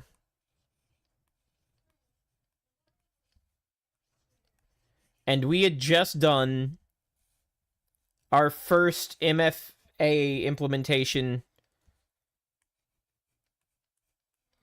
in our unit. And I was getting, I think it was four 2FA challenges in my first day. And I looked at my coworker and I said, what's going to happen here is that people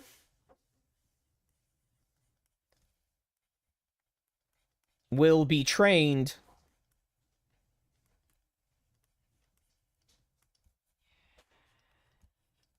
to hit the accept button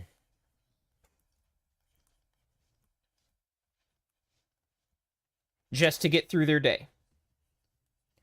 There's now an industry term for this. It's called MFA fatigue.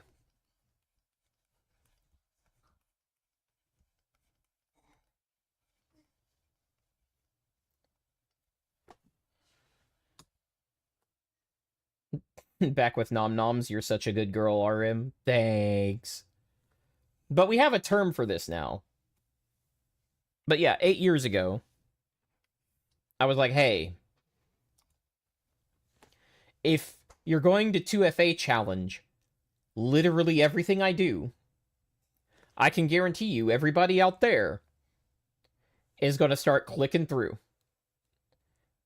And they might start carefully reading where the MFA challenges are coming from for the first week or for the first 2 weeks. But after that, they're going to click accept on any MFA challenge they get without even looking at it. And the current data supports that conclusion. Spicy says only on like bank and government stuff. If your Corpa ever adopts an MFA, the number of which is where this is where the big security breaches happen. So this is why it's important. So like in big corpo land, you're going to get 4 or 5 of these MFA challenges every single day just for using the services that you have to use. I mean, you're in uni, but like, how do I put this? The state of single sign-on, the way it is right now, the way workflow is right now, let me pick this up. Let me go over a modern workflow. Modern workflow for a desk jockey.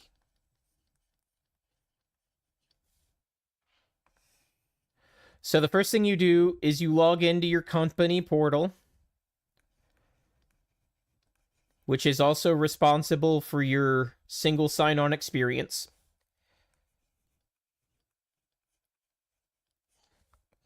That has an MFA challenge. And yeah, you can do the 30-day thing, but we'll get to that.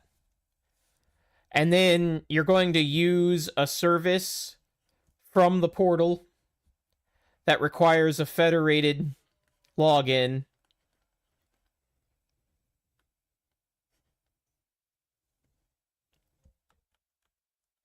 Because that service is actually managed by not your company. They have that outsourced to some other service provider. That's an MFA challenge.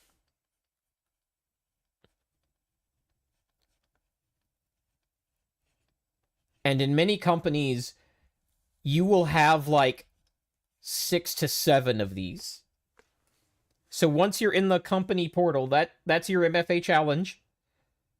And then you go to your federated login for like It seems like every single one of your tools is one of these. And that also requires an MFA. And yes, you can hit the 30-day thing, but some don't allow that. And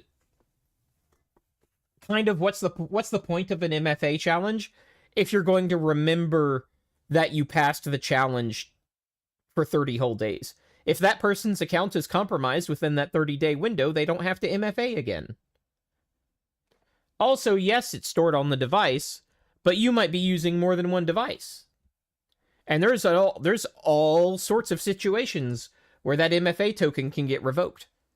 So, like, the average person in a modern workflow is being hit with, like, 4 to 5 MFA challenges every single day. And where I work, it's more like 10 to 12. So, yeah. You're going to get MFA fatigue. And that's what all the data finds, is that a lot of people have MFA fatigue. So if you can generate an MFA push to somebody, it's likely they're just going to accept it no matter where you're at. So now you're back to one factor. All you have to do is get their password, which brings us back to square one. Get a password manager and actually have a good password. And actually have that password checked whether or not it's been compromised. They're not sending you a sham MFA push. It's a real MFA push. That's the thing. Now, are sham MFA pushes done? Yes. But they tried to log into your account with your credentials. And that's going to generate a real MFA push. And they're just going to blindly click the accept button on a program like Duo. Dev says, remember me is a pain in the ass. Yeah, a lot more going on than just later expiration date if you want to mitigate risk. Yeah. 40 plus character. No, that's 40 plus accounts. The average person has. Even people that think they're not online much have 40 plus accounts. Apparently, one study has found that it's 100 for the average person. And if you have children, that number goes up. Because you have to know what their accounts are. And they are going to have accounts at the very least because of their school. Their school will require them to have a learning management system account. And then you will also need one.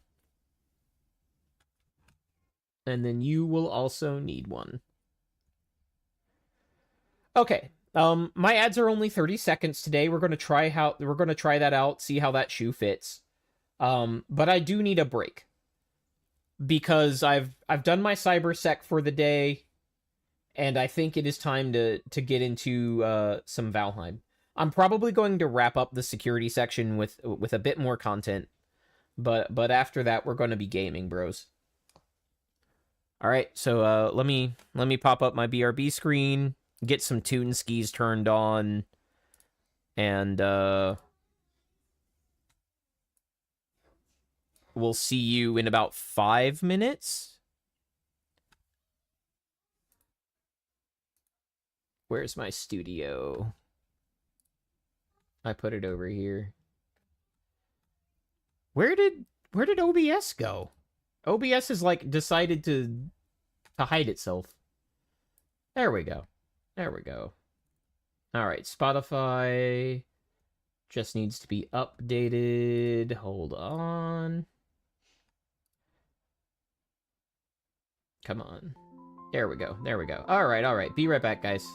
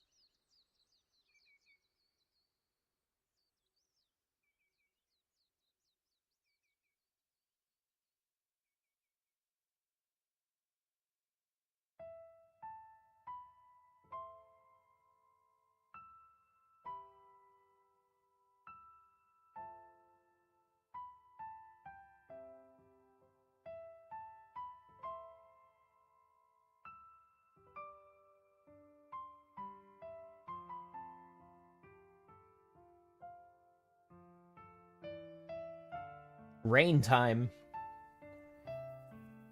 While you use your hands for eating? Nice. Nice. I love it when the chat gets gay with each other while I'm gone. Or even in my presence.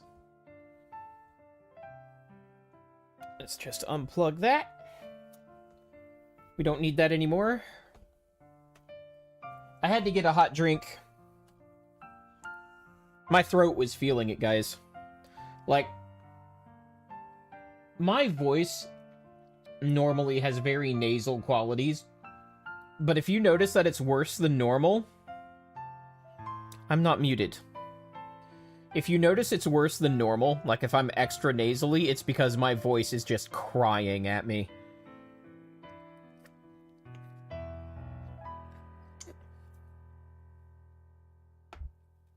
That's still a bit warm. You have two hands, bro.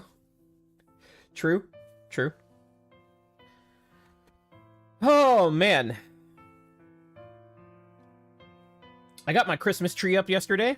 I'm one of those people. I am one of those people. Sorry, not sorry. Let's get Valheim started.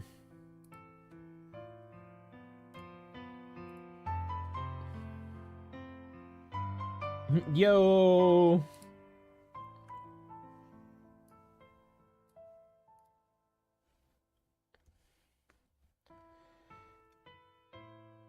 I should get my tree from my attic, yeah. Save time, leave it up till next Thanksgiving. Man!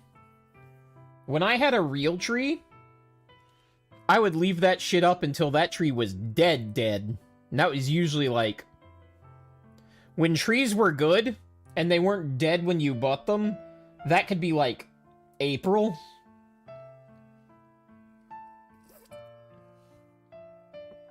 Just in time for Easter. That was always a... I don't know if that was... I don't know if that's a thing with other people, but what my dad always did was like... And he said it was a tradition, was to like burn your Christmas tree on Easter. I don't know if that was a thing he made up just to have it up like a quarter of the year, but it seems legit.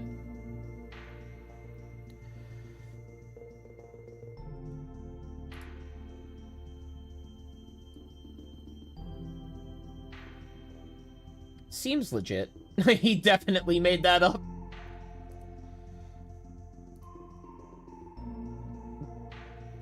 Why would you need a special day to start fires? Oh no, I started fires almost on the daily with my magnifying glass, especially when it was cold. Let's see, let's get this put away. Do not save.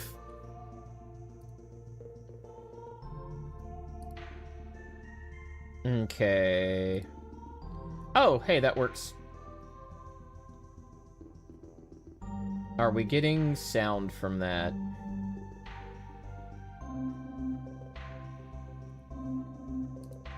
Let's, go to properties. Capture audio. Okay. Alright, that's supposed to be capturing audio, so if I go to this scene... If I go to this scene, you should be hearing the game now. And we'll cut Spotify off. We don't need that anymore. Alright, can you hear the game? Because after I start playing it, I'm not going to be... The game is muted. Okay. Dev says he can hear the game. God damn it, Noodle. Oh, there it is. I was looking for the sound output bar. It was hidden at the very bottom. No, like, I had to trust you. I had to trust you because I couldn't find the sound output in OBS for Valheim. It was just buried. That's normally what I use to sanity check myself. I usually don't like unmuting my stream and hearing myself, like, in echoing. Anyway, we're good now. I'm going to transition back to the big cam and then, like, get some get into the server without giving away details.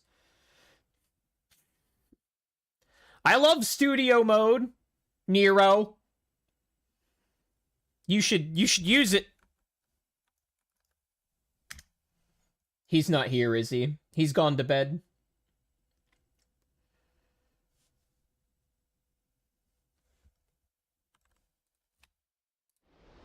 Me when I transition.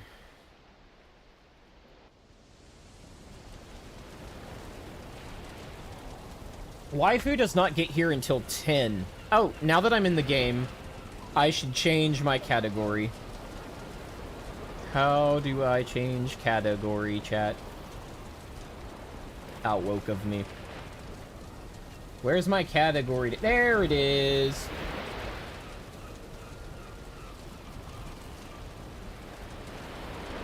There we go. Done.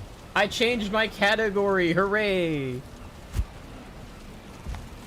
Alright, let's get some shit done. This is a very early game part of this playthrough. I'm going to take those down. That almost... Let's see. I've been doing some tech skipping. And I'll explain how I've been doing that.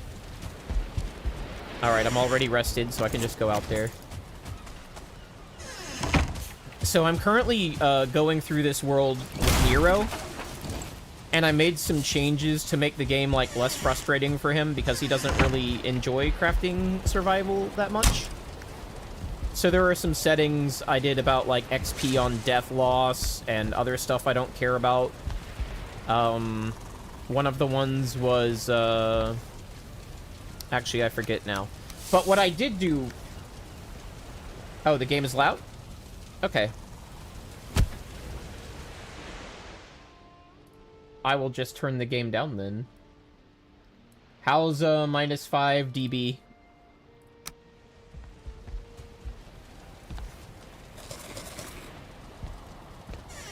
One of the things I did turn on was to make it so that fires could spread.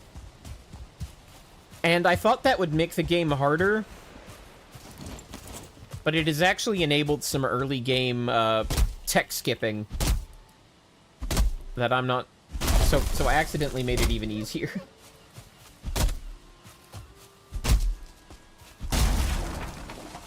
Noodle, are you one-guying me again? Are you just fucking with my audio for the fun of it now?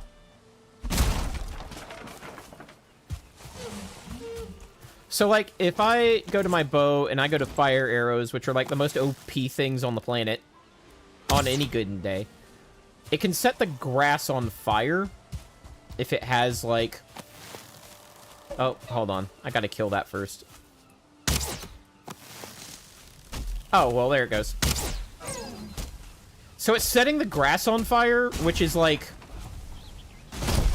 spreading and chopping trees for me.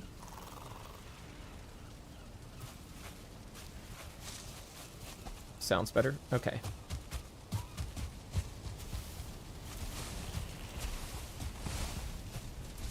So, like, yeah, the fire's just, like, chopping trees for me and shit, which I didn't expect. So now this is just, like, a pile of coal. Whee! which kind of negates the need. Like, one fire arrow did that. It kind of negates the need for a smelter. I'm not sure I'm a fan of that. Of it being that easy. In 1997, fire was chopping wood. Yeah.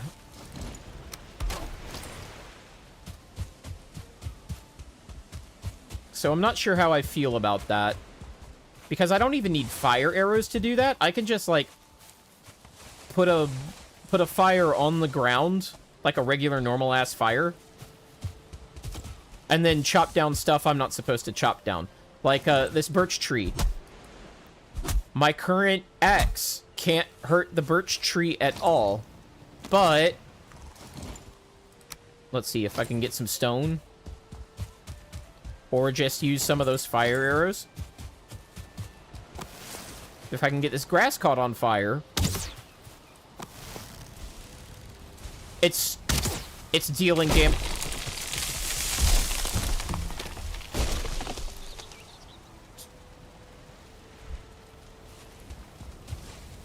It's dealing damp. Yes, wood tears are meaningful. Oh, there's a seagull. Hold up.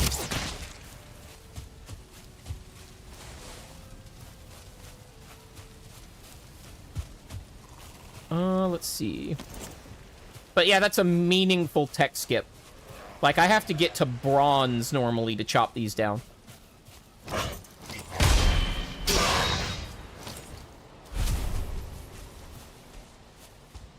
Yeah, friendly fire. Exactly, Noodle. Exactly.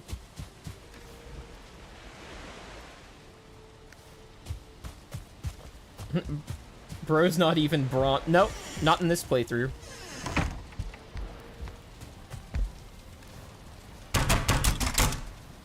Let's make some more fire arrows, because they're overpowered as shit.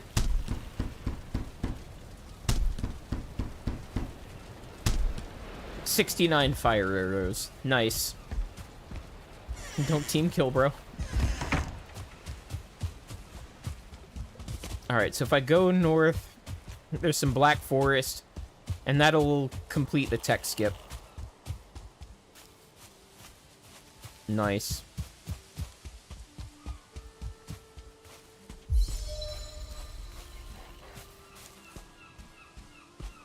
But yeah, Nero's gonna die a bunch on his first playthrough, so I lowered the XP penalty on death. It can get pretty severe.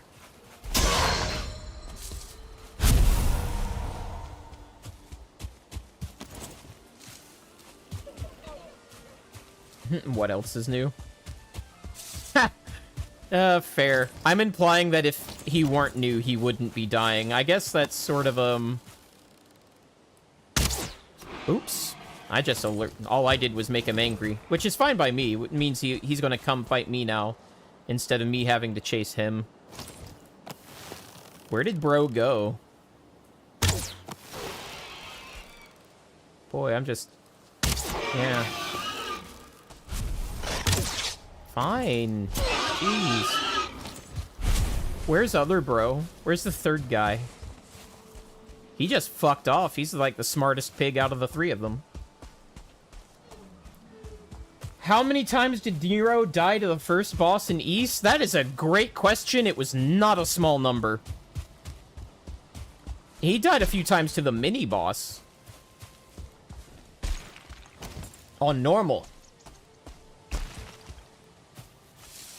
Which is like your typical experience. I'm glad you dove head first into Nightmare. That made me very happy.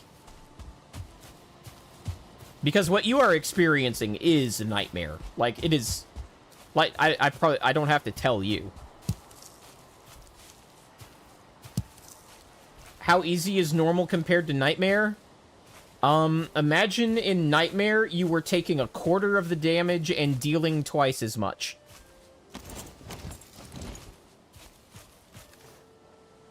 Just imagine that for a minute. Yeah. Like, I think there are also attack patterns that do not happen in normal, but happen in Nightmare. For, like, the bosses. Like, they have additional mechanics. Or not additional mechanics, but their mechanics ramp more.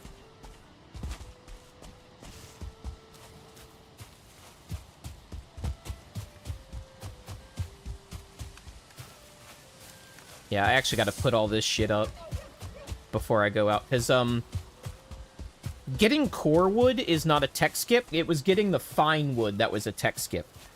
So, I've gone and collected the tier of wood after the tier of wood. The bubbles do home. They do. But in Nightmare, they're coming out faster. There are more of them. The boss is moving faster, in addition to every mechanic basically being a one-shot.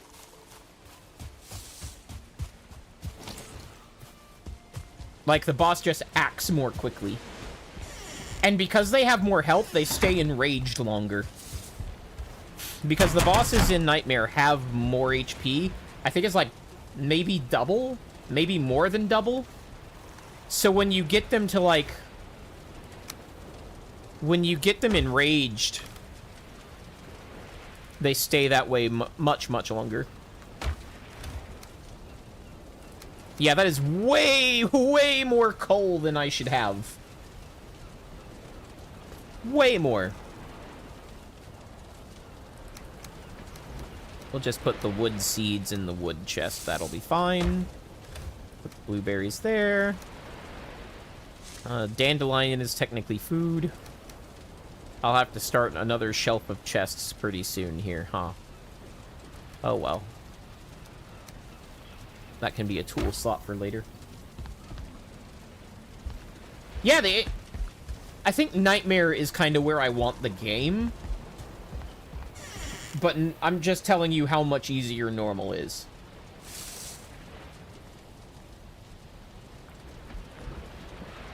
One of the ways the game makes normal easy is by making the boss HP low so that they don't spend much, if any, time in their rage phase. Because you can DPS right through their rage phase if you know what you're doing.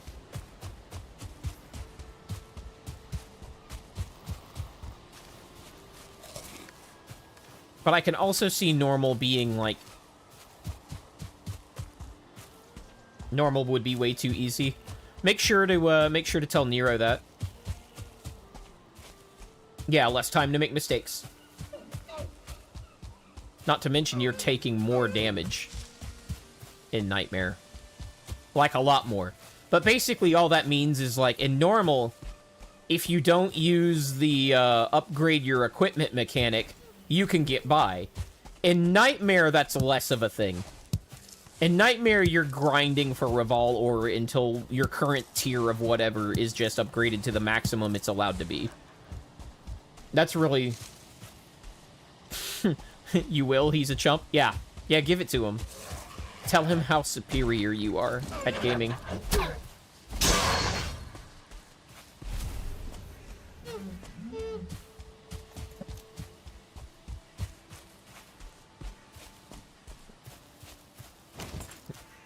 Oh, wait, you were yeah. Yeah. You haven't unlocked Inferno yet, I guess. I might be remembering Nightmare as Inferno. Just as a heads up. I might be remembering Nightmare as Inferno.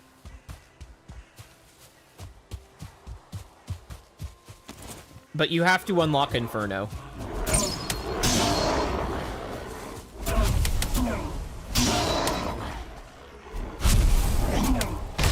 But Inferno's like 0 mistakes.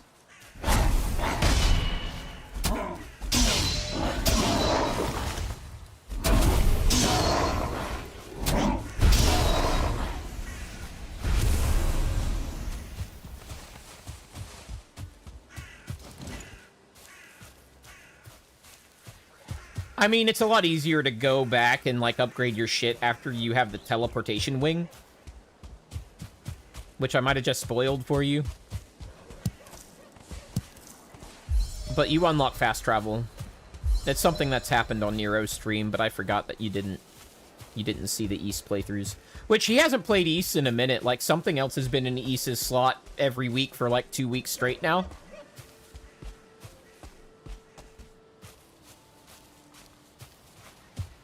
Oh, yeah, you're supposed to be... On normal, you can make, like, 5 mistakes. And in Inferno, you basically cannot make mistakes. You're not strictly on no-hit, but you kinda are.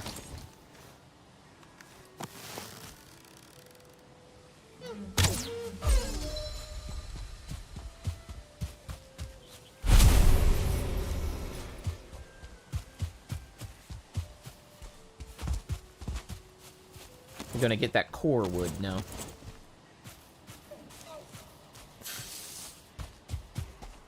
You saw the TP wing immediately? Yeah. Yeah. He's also got streamer debuff, which I'm sure he will remind you of. But it's kind of a real thing in that game. Ooh, no, no, no, no, no, no, no, no. I choose the man, not the bear. I choose the man.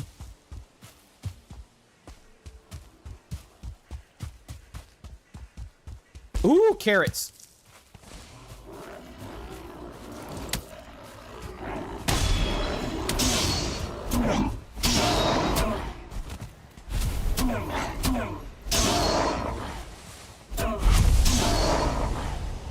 Bear spotted. I'm not sure I have enough armor for him yet. Which I could do him without armor. It would just take a while and probably attract the attention of things I don't want. Alright, where's my map at? There was definitely core wood this way. Also, he has old Unk hands. I have older Unk hands. I don't know, I feel like I could handle it better.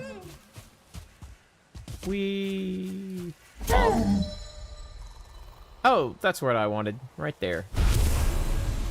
Hey guys, you want to see if I can chop these trees down with fire?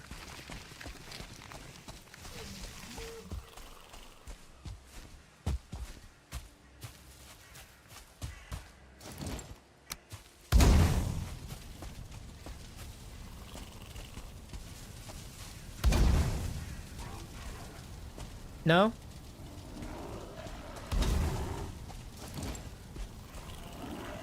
What about these? Oh, that's a 2-star. We're gonna stop dicking around.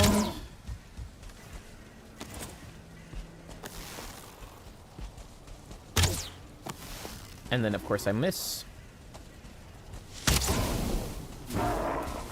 Oh, yeah, there it goes.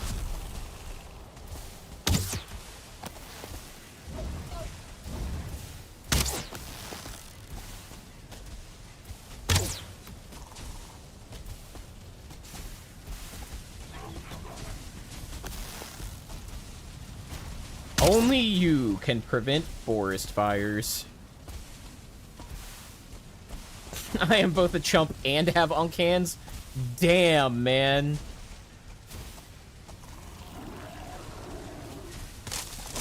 There we go.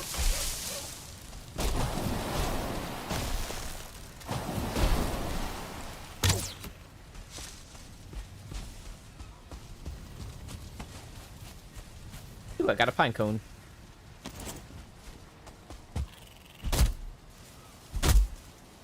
Oh, you meant near. Okay, okay.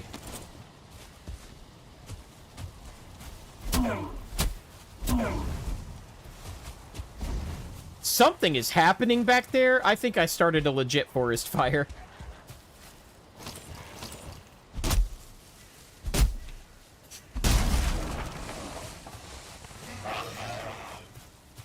Yeah, and I just unlocked a bunch of recipes because there's a lot of recipes that require both core wood and fine wood to unlock. But I already had fine wood. Oh boy, a sitting log. Yeah, these fires are still spreading. Jesus Christ. Oh. I heard that. Come on. Come on. Face each other.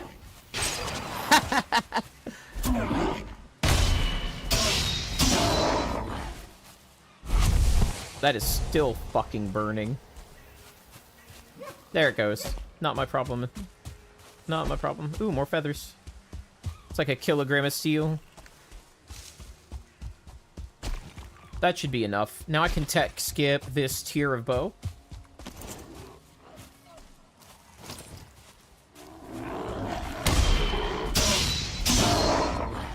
Goodbye. But what's heavier? A kilogram of steel or a kilogram of feathers? Steel's heavier than feathers.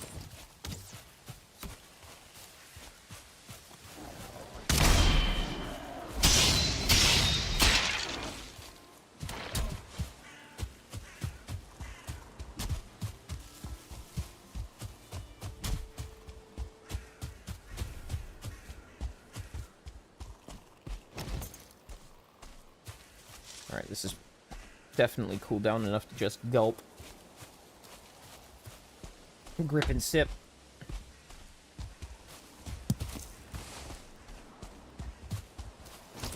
Oh, that's a 1-star. Can I block you? Ow! Sort of.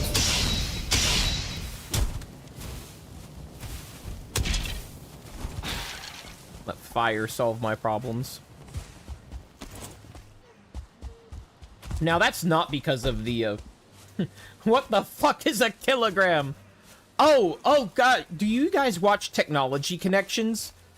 Because he did one about electric kettles that every fucking Euro should see, and there is not a Brit bong on the face of this earth that's allowed to complain to me about non-standard units ever again. Ever again. Ever again. I do not want to hear about non-standard measurements from Brit bongs. They have lost the right.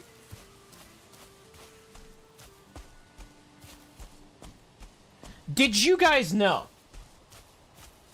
that an American kettle has demarcations for liters and half liters? Do you know what the British ones have? Do you know how the British tea kettles are demarcated? Oh no, our water kettles are measured in liters. Just straight up.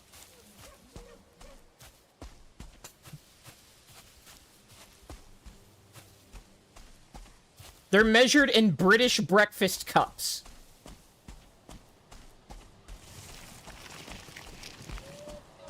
Which is apparently a measurement.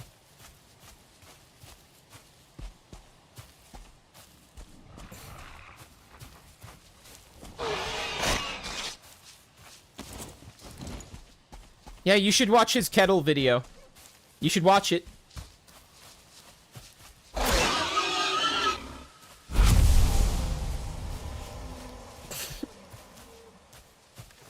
Also, apparently their cups are measured in 6 ounces, like the regular cups are measured in 6 ounces instead of 8. So I don't know what the fuck that's about.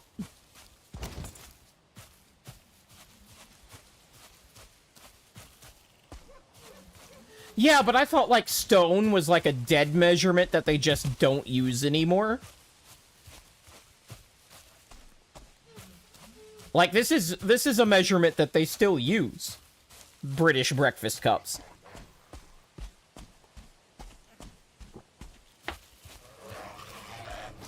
Please tell me they don't still use stone.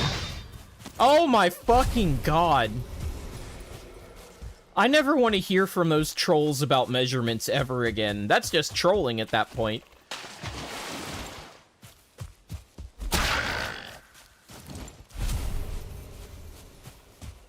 Even our Imperial units are based on SI. And if you didn't know that, look that up. Our measurement, it's actually called Standard. And it's based on SI.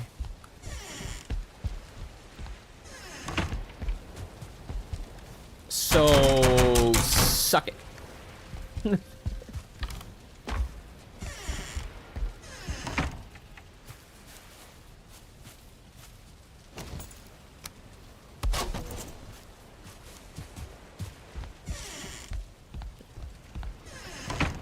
Lyria, what are you talking about? How do you use hard R with necks?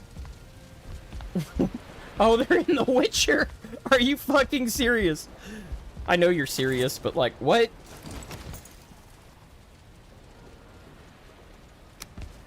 I need more light here. Actually, I can just like...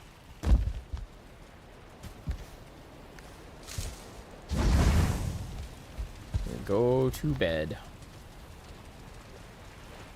Oh, a necker, an actual... Oh my god. You had to allow that! Holy shit.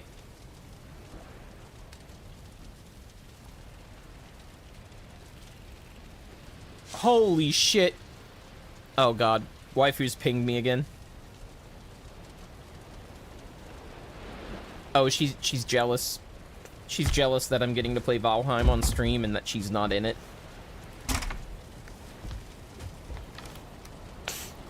That's wild to me, man.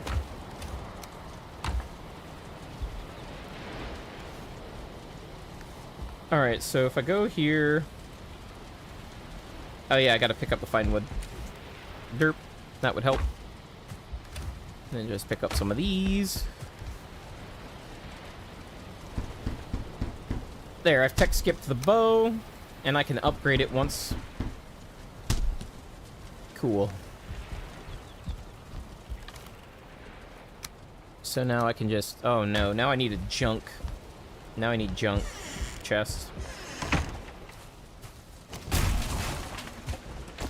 No, I don't. I don't actually need that.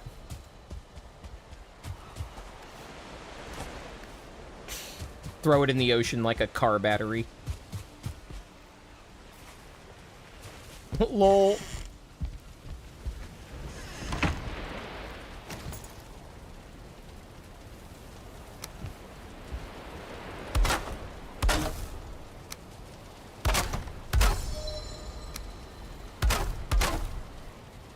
I could eat another bite. Alright.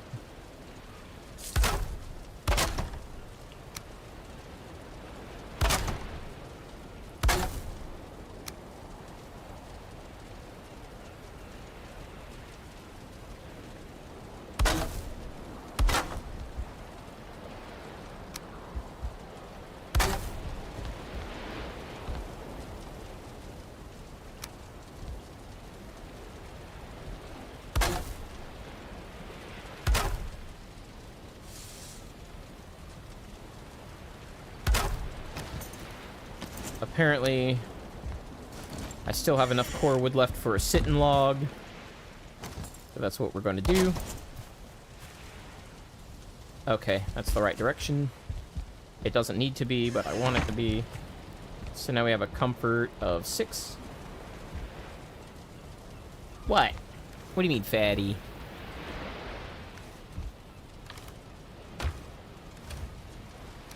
Get my old sit-and log.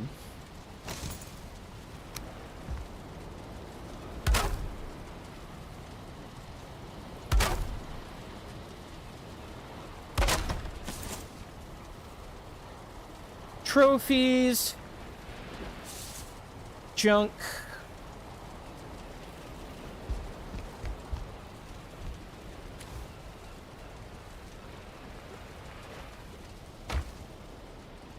seeds,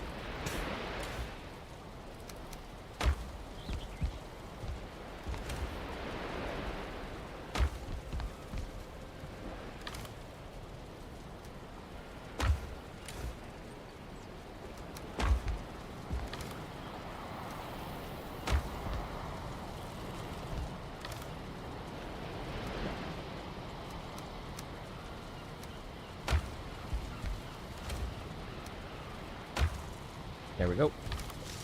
This goes in my personal chest because no one knows that I'm tech skipping.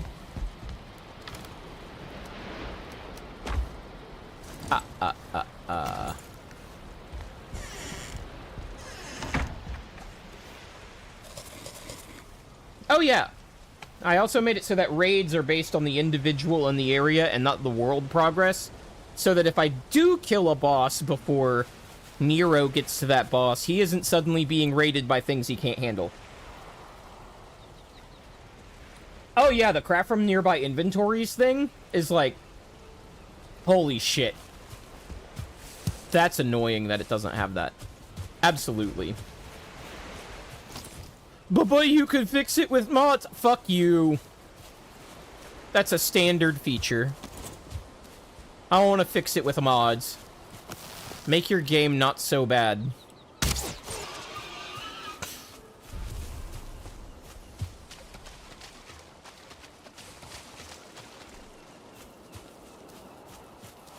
I hate the but you can fix it with mods so bad. I hate that so bad. Mods should be adding new things, not fixing, like, shitty, broken mechanics that suck.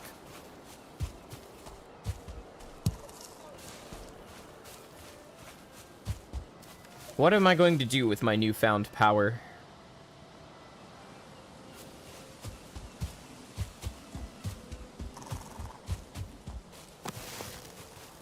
Kill seagulls. Oh, he flew away. That was gonna hit him too, shit.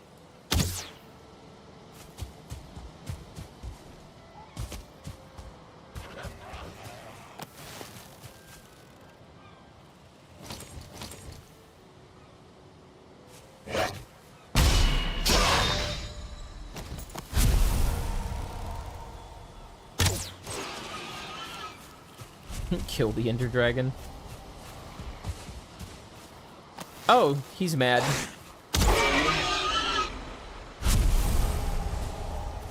Yeah, most of the monsters in the early part of the game simply cannot hit you if you are moving even a little bit.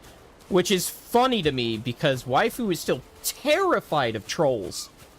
Just absolutely terrified.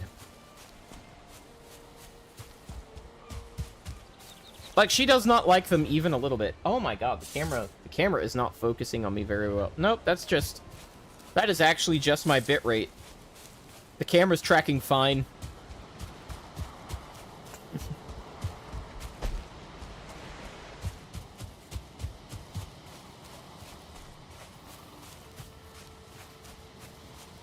Noodle, you would think she would know that she could outrun them simply by holding W and not holding shift at all. But she can't.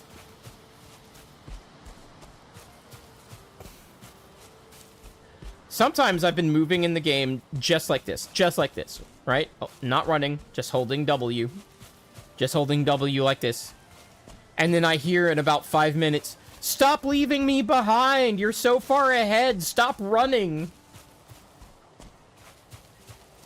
And I find out that she can't even see me anymore, that, like, I'm not even rendered on her screen, and she has to use the map, and I'm like, I was literally just holding W without running.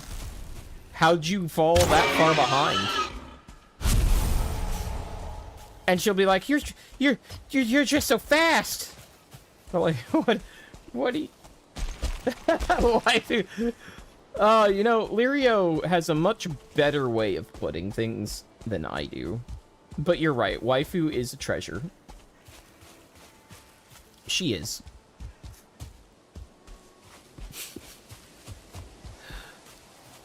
Nice vista.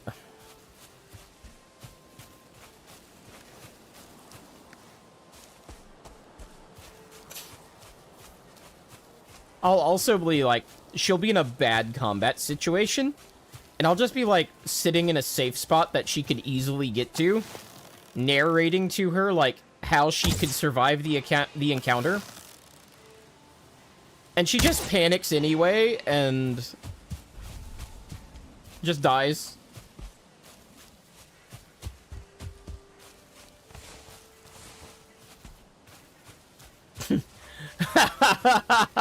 No, Noodle, I've seen how you play in multiplayer.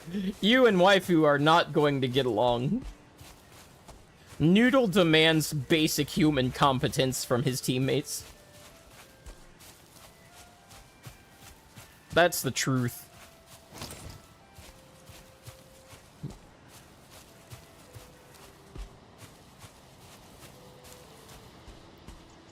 Okay. Where am I at? I need to head this way. I did a mapless run once. That was fun. Nobody else I was playing with thought it was fun, though. But you can tick a box when you make a world that says, hey, there's no map. And man...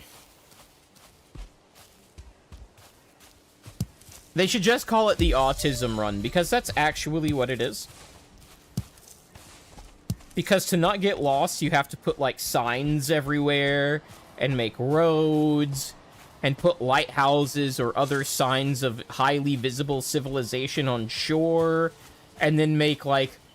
and then, like, use the construction system to make, like, scale model maps of the world. It's literally just the autism mode. And I like it a lot. It definitely forces you to slow down. That's for sure.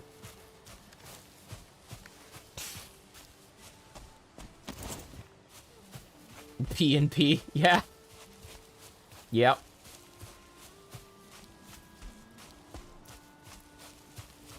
I like the very peaceful music in the meadows. One of my problems with Valheim is that as soon as you leave the meadows, you are under pressure for the rest of the playthrough. There is no resting spot, which I guess is normal for crafting survival games, but I would like more resting spots. And what I mean by that is places where, like, you can exist inside of the tier you're in without being actively pushed to the next one. And I think that's only a thing you really get if you've played this specific game. Because of the way the raids are designed, the game just kind of pushes you to tech up in a way that I don't really think is comfortable after a while, because when you're at home, you're just, like, constantly consuming your best meals all the time because of the danger level of the things that are raiding you.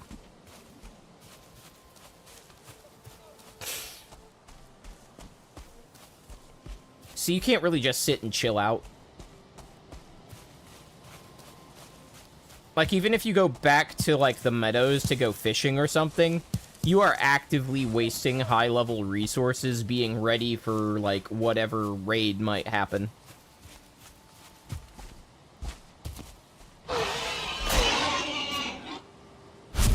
Not to mention, as you progress, like, when you kill certain bosses, higher-level enemies can roam the meadows.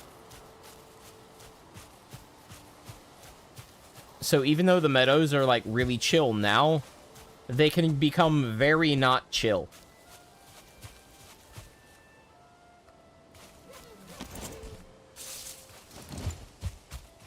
I need to kill more deer for their trophies. Like that one. Nope, those are boar.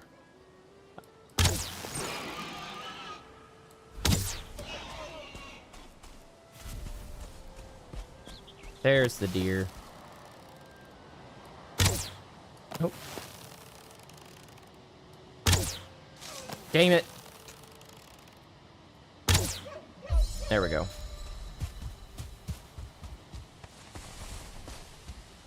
He should have ran, but he didn't. I guess I was... Oh, there you are. Boy, that's a... Nope. That's a jerky fella. There we go.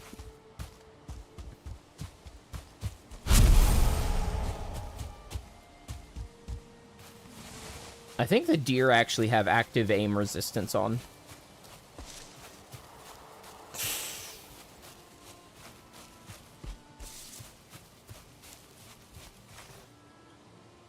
I need one more trophy, I think, to fight the boss.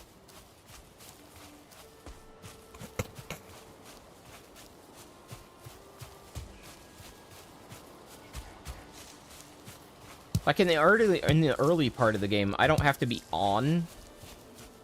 And barring some really nasty situations in the swamp, that lasts throughout the swamp.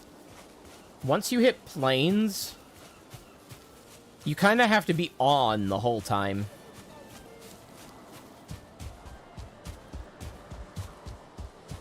And especially Mistlands.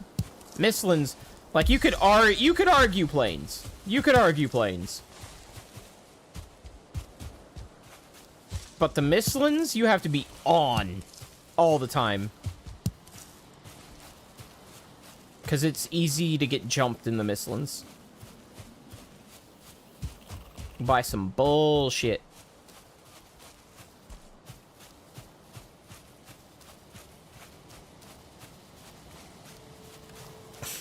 Like, even if you build, like, a super huge gigabase in the Mistlands, you have to be aware. Which I have done. I have built some huge gigabases in Mistlands. Only to have, like, a seeker from nowhere expertly fly down my stairs. You weren't supposed to take off. It's raining. Stupid seagull.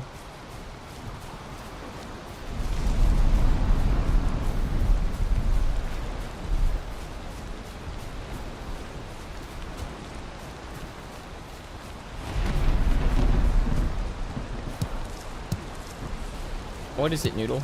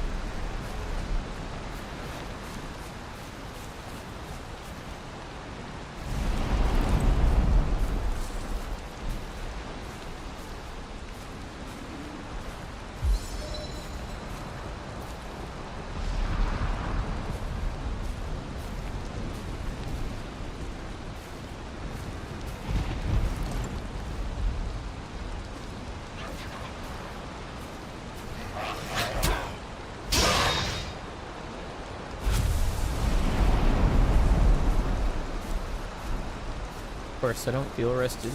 That's a problem.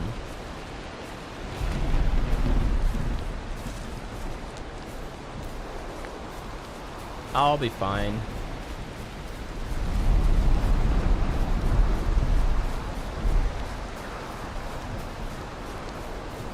But I do need some more gear trophies.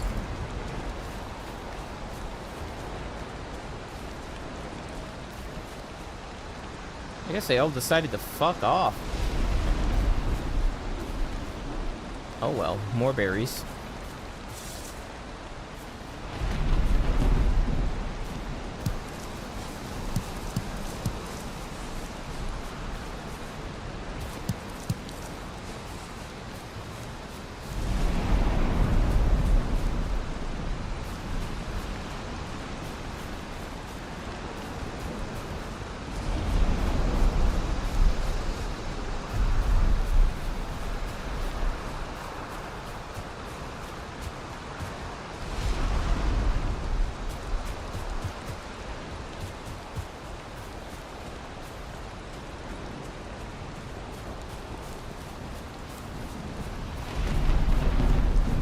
Don't be mean to my kid. Every seagull for himself.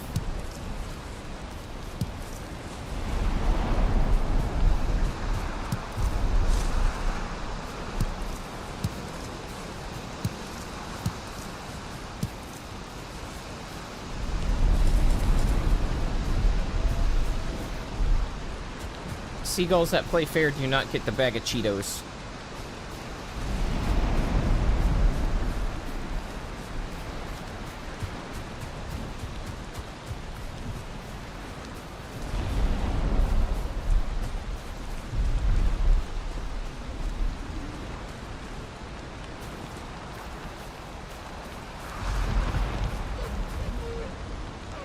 Oh, god damn it. They spawned right on top of me. That one doesn't see me yet.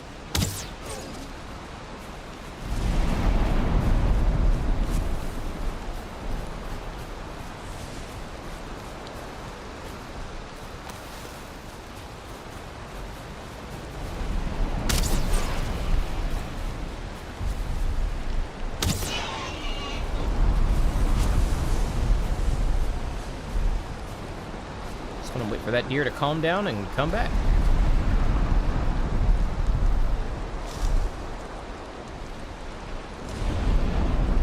It's the gull eat gull world out there, out here, wilted flower. Yeah. There you are.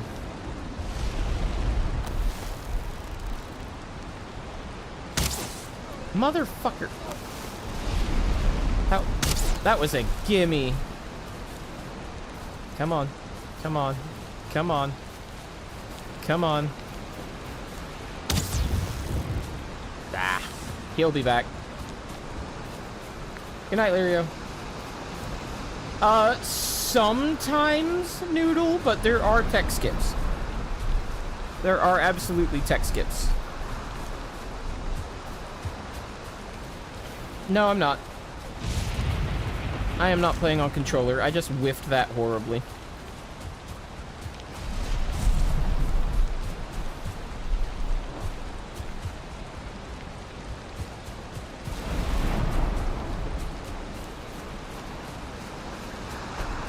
Yeah, I know, right?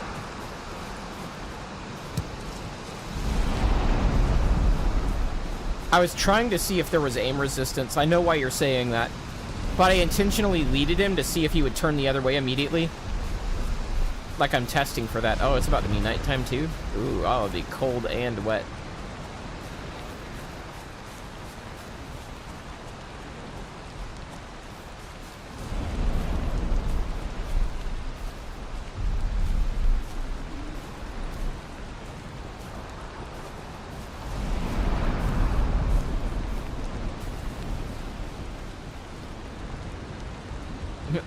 Hiking when you were tired may have been a mistake. Who knew? Who knew? Who knew, man? Kludgy.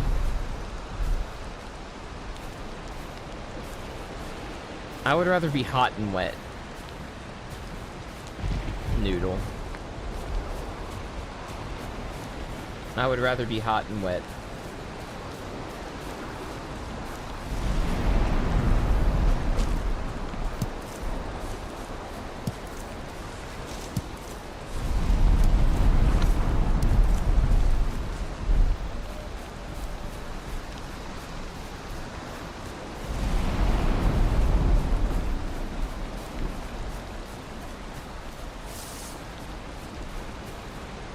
I can't see shit.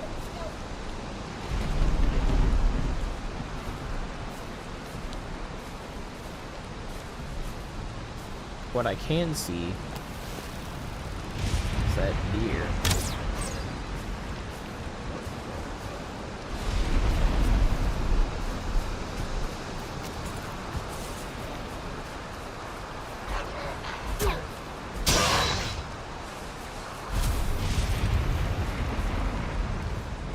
Alright, that might be enough. Unrested, cold, and wet. That's a fantastic condition to be in. Bro, where'd you come from?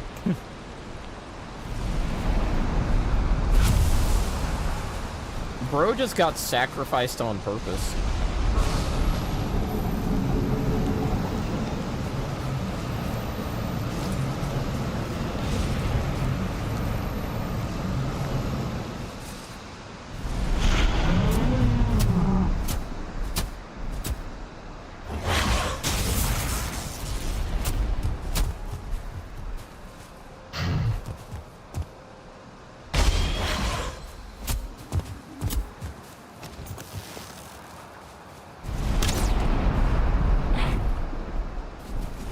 Oops, I mistimed that.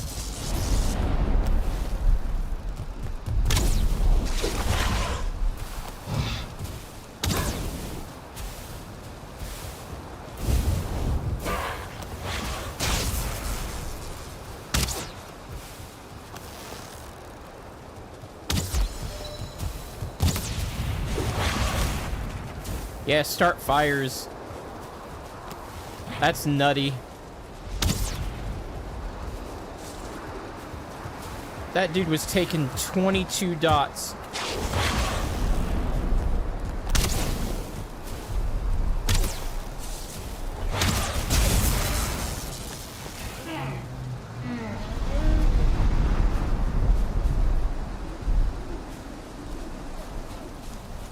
I mistimed that as greater than I tanked it on purpose.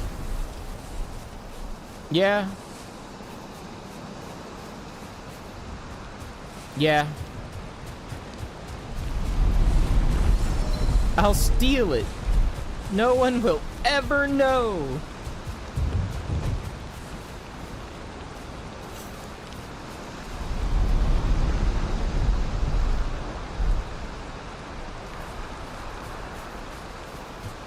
Nice penis, bro.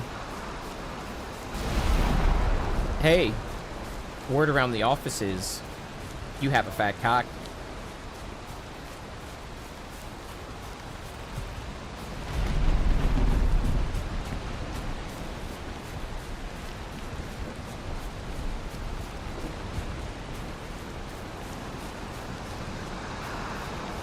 Thanks for the marshmallow.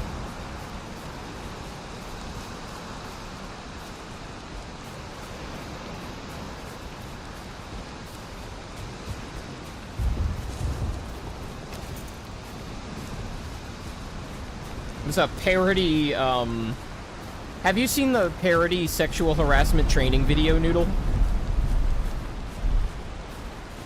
Yeah, it was Kevin. Caught.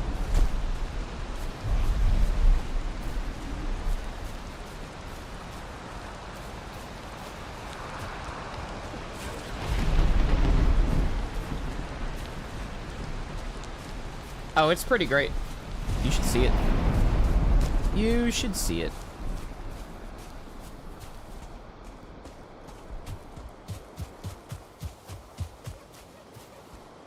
All right, superpowers.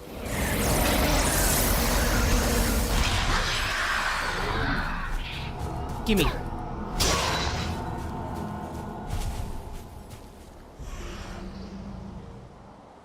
I should mark that. Just in case my bed gets destroyed. Not that that's ever happened to me.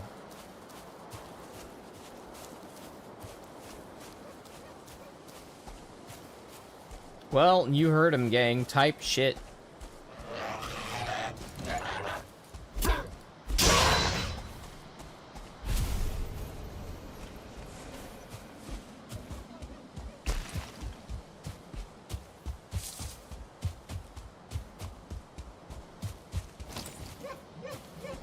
Why do the deer make that noise?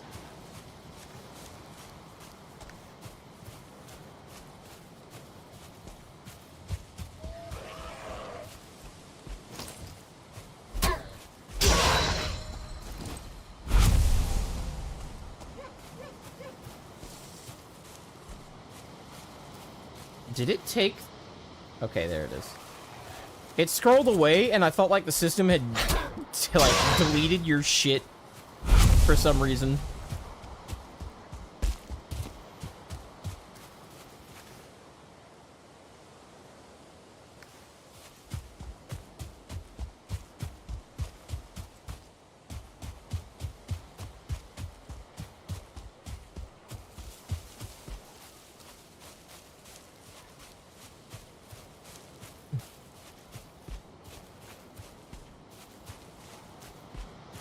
Has anybody, like... And this isn't, like, a VTuber thing. This is, like a VTuber versus Fleshy thing. This is definitely, like, a gender difference. But if you notice, like, when a guy gets a sub, it's like, oh, hey, thanks. And when a girl gets a sub, it's like, oh my god, thank you, I love you so much. Kisses, noises, and all that, like, for every single one.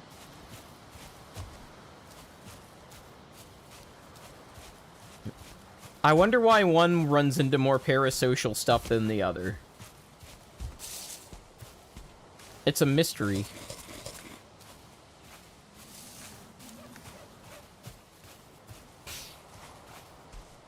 It's a mystery.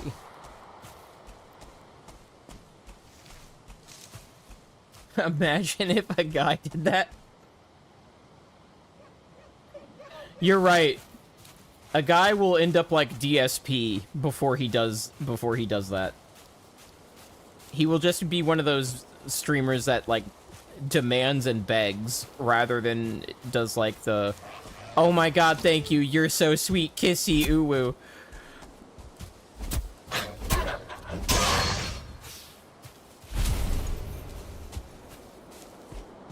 God, it sucks trying to see in this shit. It gets so dark right before dawn. Does Nero do that? I haven't noticed.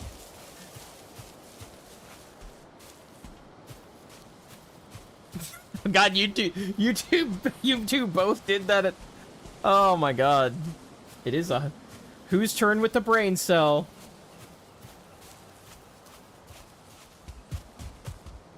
Whose turn with the brain cell? Oh, the kissy uwu. I don't know if he goes that far.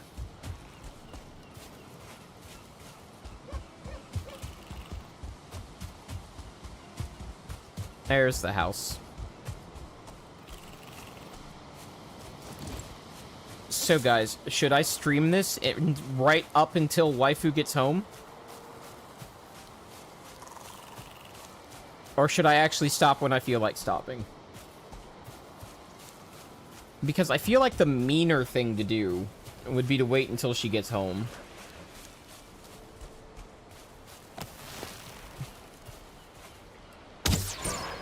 Got him. Oh no! That's right. That makes fire.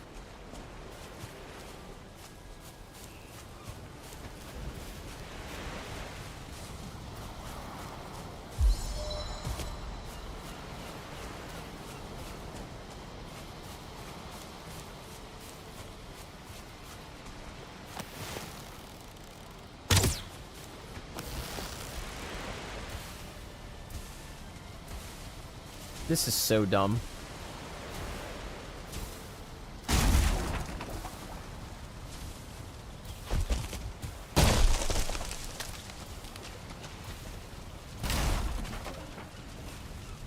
Look, more coal.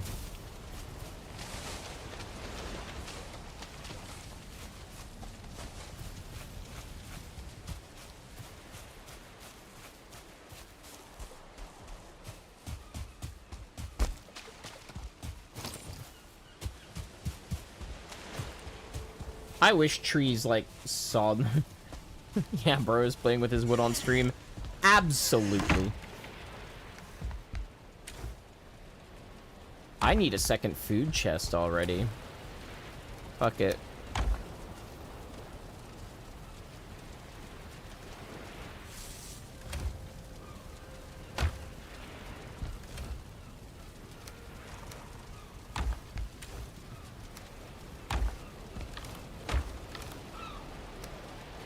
I need to tech skip iron at this rate.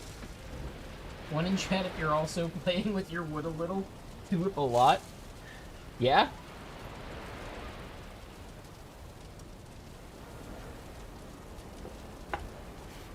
Who be stroking they plink?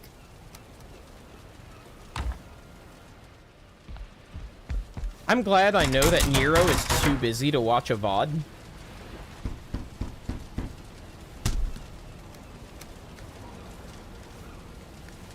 Because he would be watching all of this. And the only thing he's really going to be generally aware of is that I put chests and lights in the house. And he will be aware of zero other progress. Because I'm using all the fucking resources I'm getting from these excursions.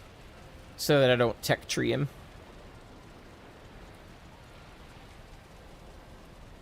Alright, I need 15 flint.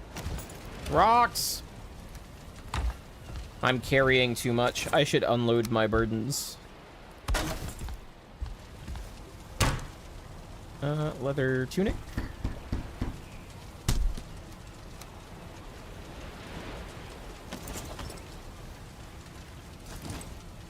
Can I get away with a cape? Is that in the cards? Yeah, as soon as I get the bones. Is that in junk? Where'd I put that? I know I've collected bones. Fuck. I might have absconded with some bones. I might have put those somewhere they didn't need to be. Shit. Oh well, what can I upgrade?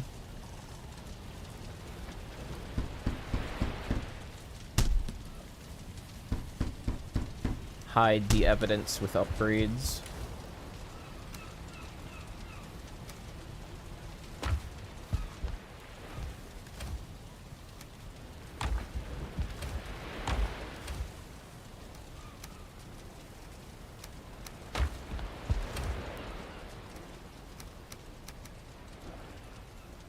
And we'll throw this tunic into the sea. Outside of your ass.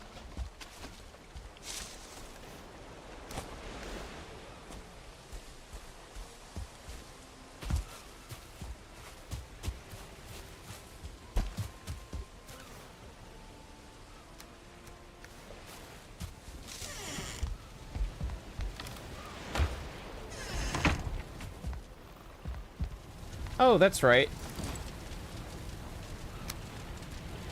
I was gonna make cooking faster.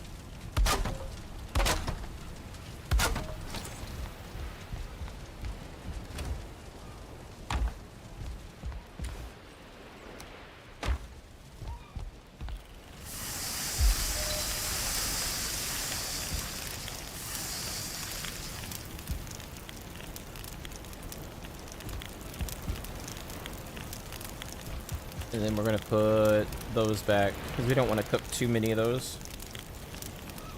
And we don't want any of these cooked. That's junk food now. I should throw it away.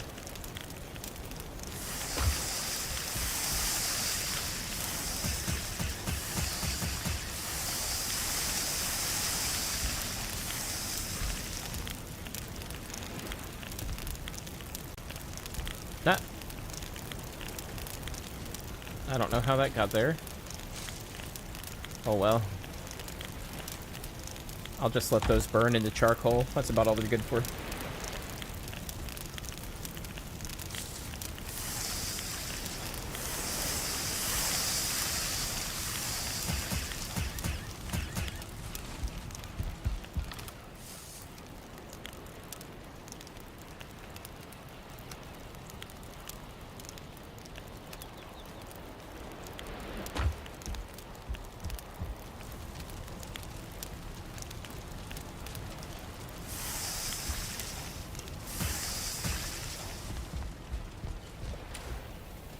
I have designated charcoal as a rock, and I regret nothing. Here's seagull, seagull, seagull.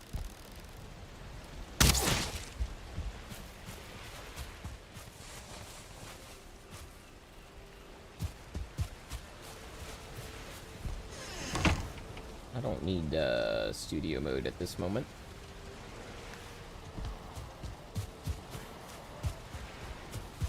These are probably full. Yeah.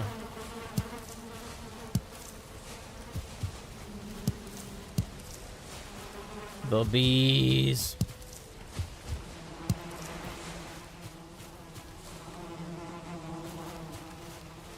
There. Maybe I should find more bees. I want to know what, like, this area of the island looks like, actually. Least I could do is explore. Don't you... Ooh. He taunted me. Did you see that? The seagull fucking taunted my ass. I'll show him.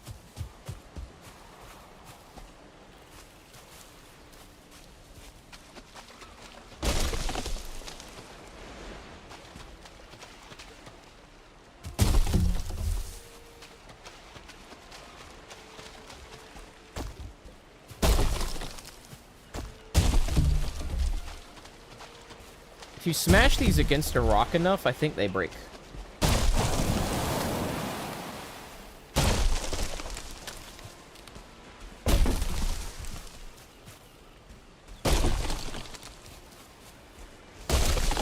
No, I might need another treat. There you are. I see you, little bitch. Come here. No. Stay there. Stay there, you little asshole. Oh, you fucker. I hate the cone of fire on early post. I hate it so bad.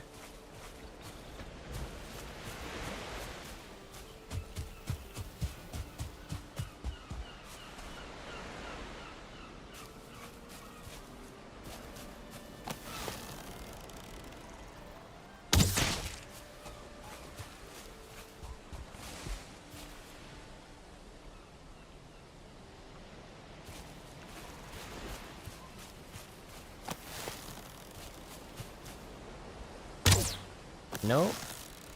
Come on, stay there. You motherfucker.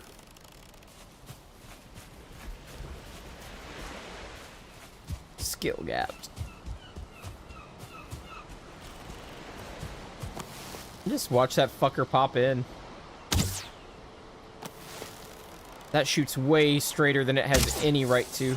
Like, as far as trajectory goes, like ballistically. It still has awful cone of fire shit. That gets a lot better with every bow tier. Like, the next bow tier is basically laser from that point on. But the early bow tiers are kind of suffering. It's like melee plus. It's not actually a ranged weapon, it's melee plus.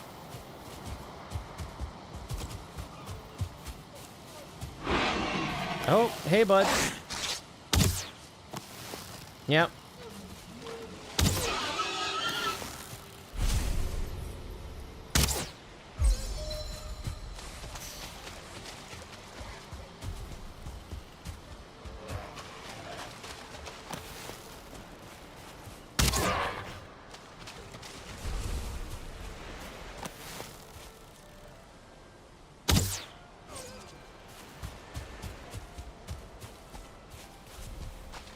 I love how there's no, like, parts in this game.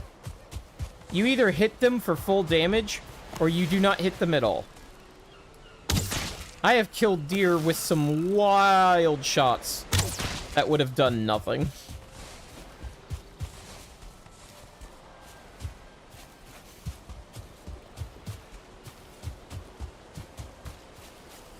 Is that a fish? Is that a fish? No, not a fish.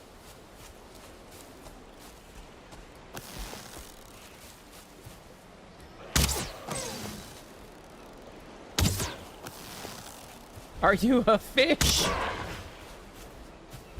Sometimes they beach themselves. I just hate the changes that they made to the game where if you could luck upon some fish, you had some excellent early game food. And now fish are not worth anything until you get fish wraps in the plains. Because by the time you can eat like raw fish or like regular fish, you have teched way past their value. Way past their value. And it makes me sad. You think I should steal all the arrows that are not fire arrows and just leave Nero with a bunch of fire arrows so that when he finally makes his bow, he has the danger arrows without knowing about it? Because I think that would be hilarious.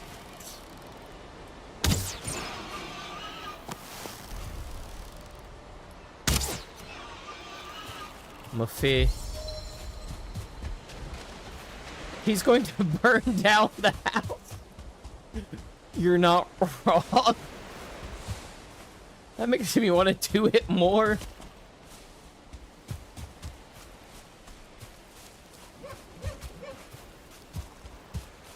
Because you know he would feel guilty as fuck about that. He might even stop playing the game because of the guilt. I'd be like, hey, Nero, how'd your game go? And it's like, RM. I took the fire arrows and I burnt the whole house down. It's a big pile of charcoal.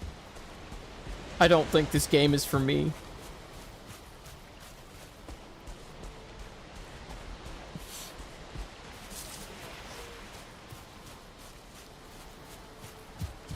At least it would be a story he could tell on stream intro.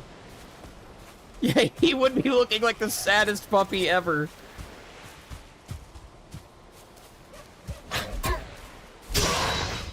Nero's been watching in stealth this whole time. It's gotta be the strat.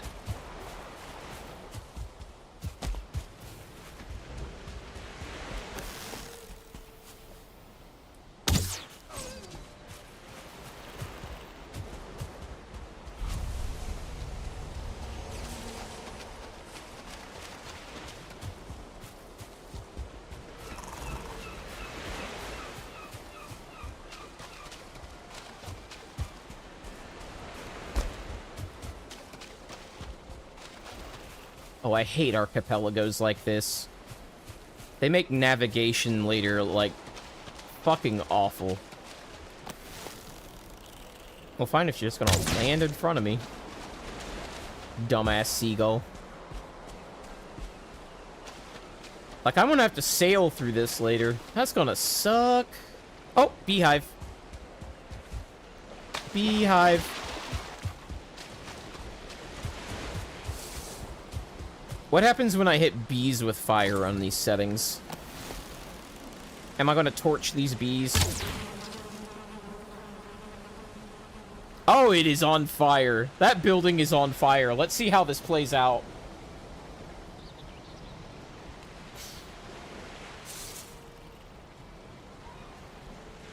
Hi there, beautiful.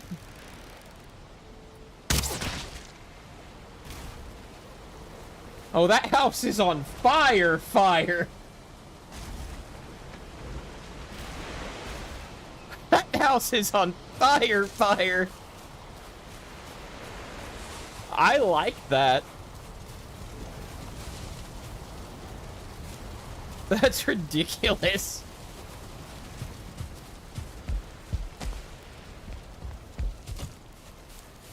Dude, the fireball spell on these settings is going to be insane.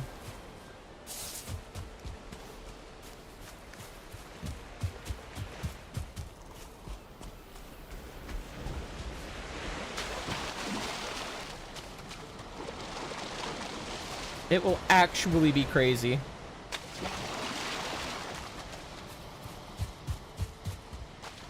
That's something, like, if we can get Nero to the point where he has access to the fireball spell, I think he may just go mad with power.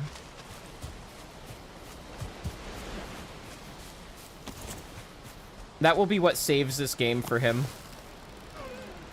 How'd you see me from there? You... Whatever.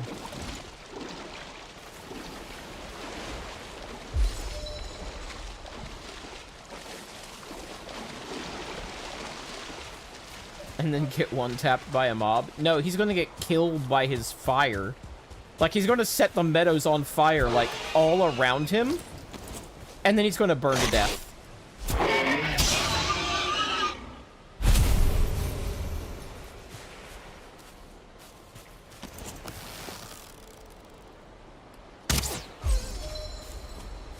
There's a village over there.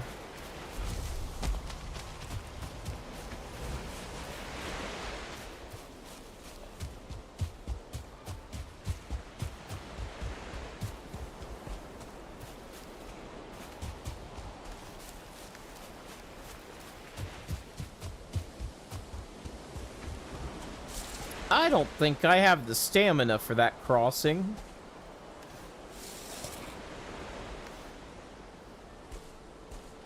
Where are we?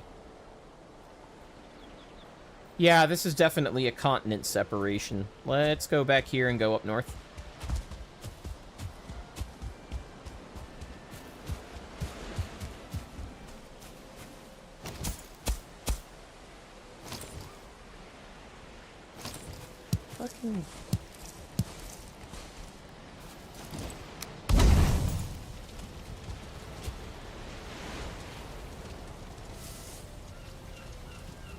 One pump jump. Yeah. I hear seagulls again.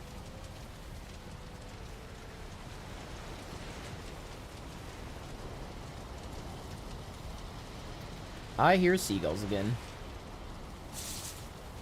Alright, I've got my rest.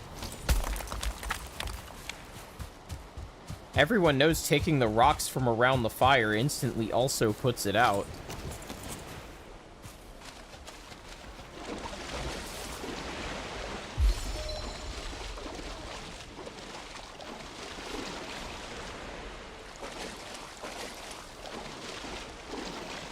Come on, Tide, save my ass.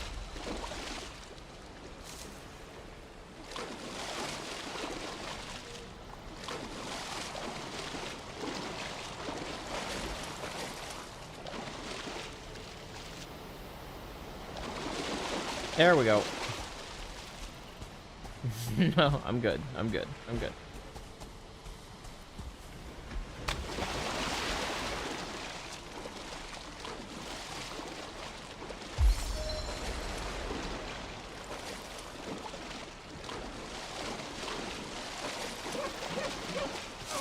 God damn it.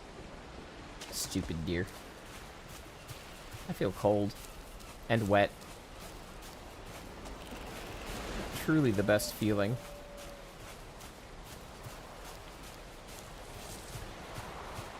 This key light I've got on my right side is giving me the worst glare right now. Holy shit.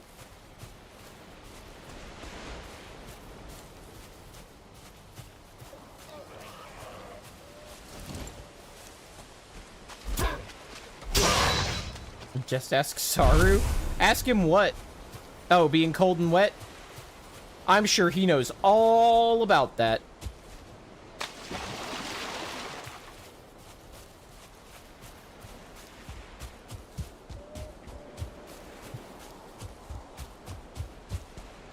More tiny islands.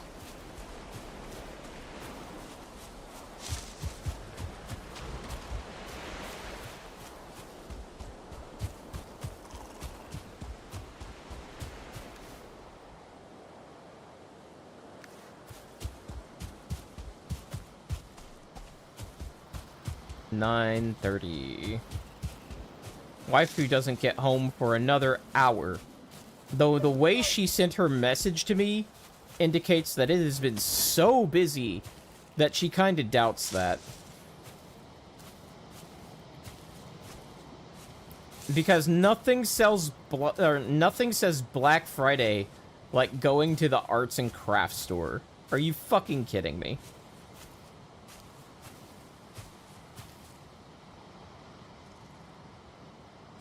But no, it's been stupid busy over there.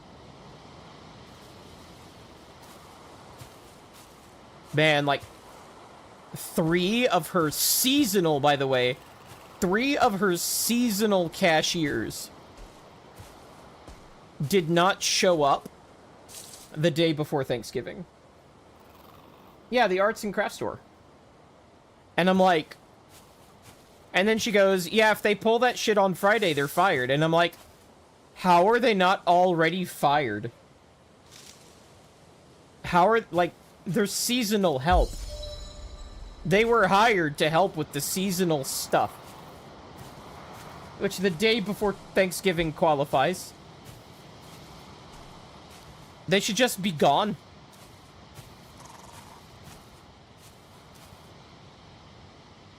Who the hell is going to the arts and crafts store on Black Friday? Apparently a lot of fucking people. Apparently enough to be a problem. Are you fucking... Fuck you.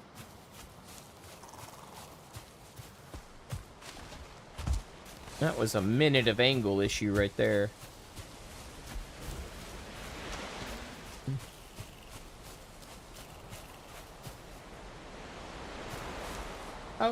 Oh, hey, Stoic. Not a Black Friday fun. Yeah, like, it can be fun working there, but, like... You would think it would be the other stores, right? That were super busy.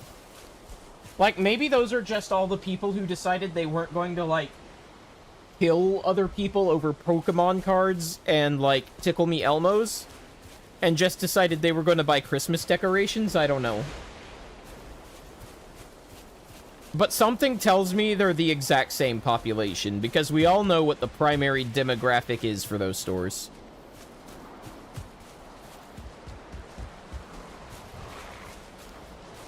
Well, this is a fun area. I'm not even going to loot this in case Nero finds this. Because I have fucking, like, looted everything not nailed down. Yeah, that's right. They do sell mostly decor, but I did get my glass jars from there. Stoic, are you familiar with, like, VTuber culture at all? Because what I'm going to say is going to sound really weird if you don't.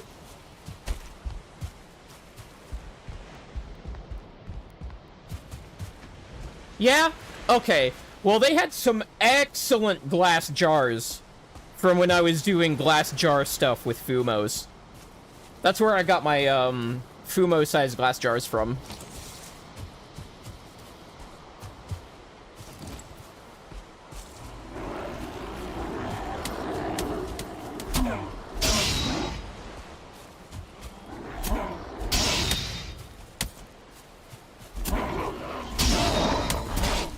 I'm really... Oh, God, 2-star? Nope, nope, nope, nope, nope. Turbo, nope. No, no, no, no, no, no, no, no, no, no, no. Nope. Everything else being 2-star is fine. The thing that spits poison? Nope, not doing that. I'm killing everything else first. And then I'll deal with him.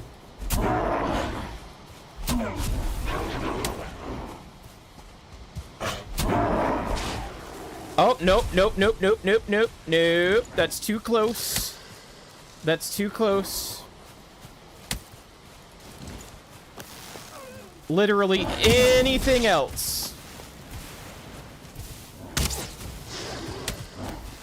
Literally anything else can be 2-star. No, no.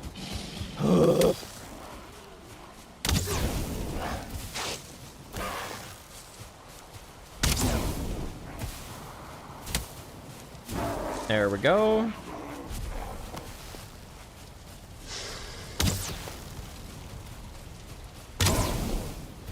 That's right. I'm just gonna circle strafe you around this house.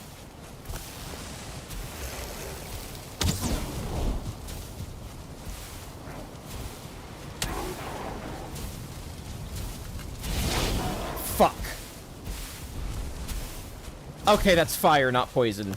We are so back. Where are you going? Where are you going? Where are you going? Oh, that's where you're going.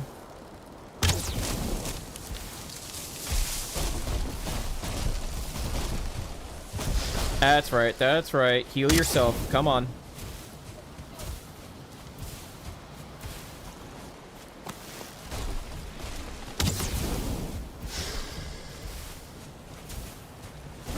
Got him. Okay. Fuck that guy. I've got no answer for poison, man. Getting hit with his poison cloud like once is probably enough to kill me at 2 stars. I'm not doing that. I'm not racking up a death this early in the game. Fuck that shit. Yes, I will Brazil him.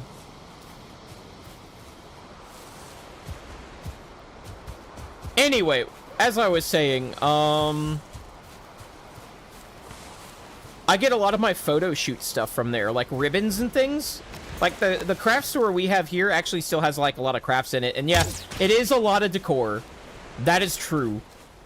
But, like, the whole fabric and the ribbons, those are really useful for photographs.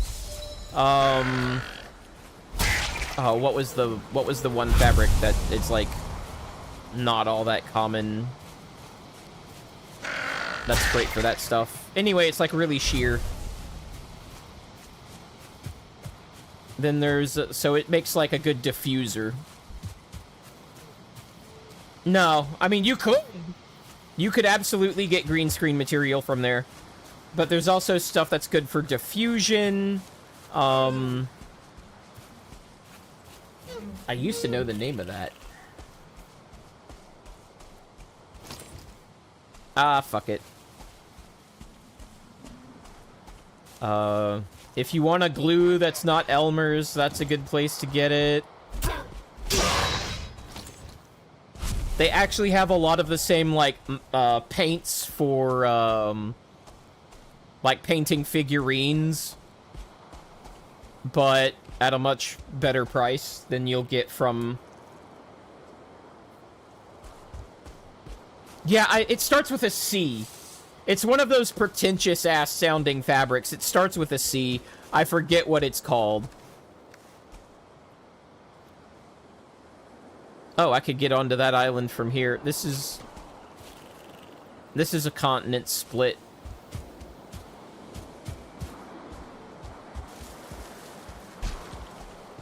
Yeah, chartreuse. I thought that was a color. No, it's not chartreuse, but that's like close. Chartreuse is a yellow.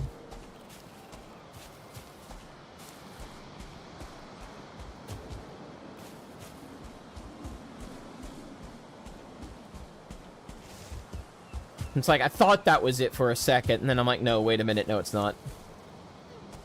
No, it's not. Chartreuse is just like a yellow color. But, yeah, it's fucking right there, man. Oh, well. I'm sure as soon as I stop thinking about it, it'll... Yeah, it's a type of nylon. Oh, there are bees up here. There's no way Nero's finding these bees. Bro, just die. There we go.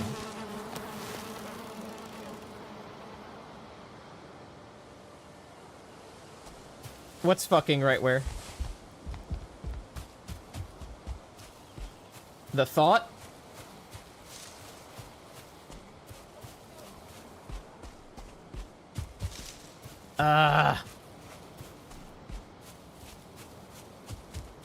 That's gonna bother me.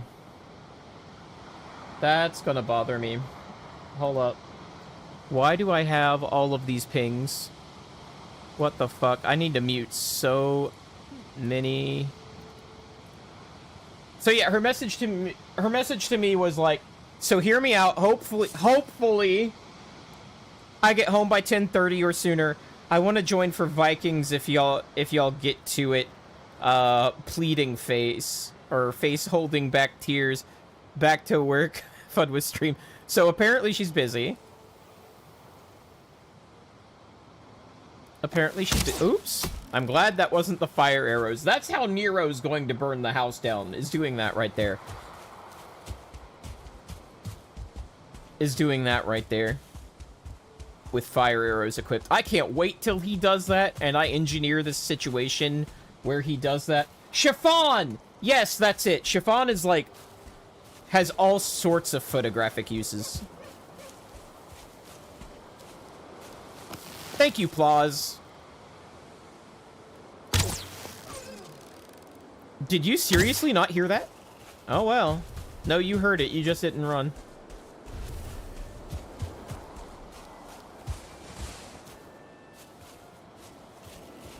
What else have I gotten from there? Like, sometimes they will stock the old incandescent lights that twinkle because of the bimetal strips, and they'll stock those sometimes. Those can be very hard to come by in hardware stores these days, so check there. But you can get more and more of those mail order these days. Not gonna lie. Like, there's no reason to look for those local if you remember to get them, like, if you're prepared. Which, you know, I'm not, so... Fucking seagull flew away. How about that? Seagulls are such ungrateful little jerks, man. Yeah, mail order. What the fuck? Plot, like... How did that just now show up? What the hell? I appreciate the sub, by the way. But that's... We've been in this stream for... What's the session timer? 3 hours and 44 minutes. Expertly coded website, dude. Expertly coded website. Fuck you. I saw what he tried to do. He tried to neck me.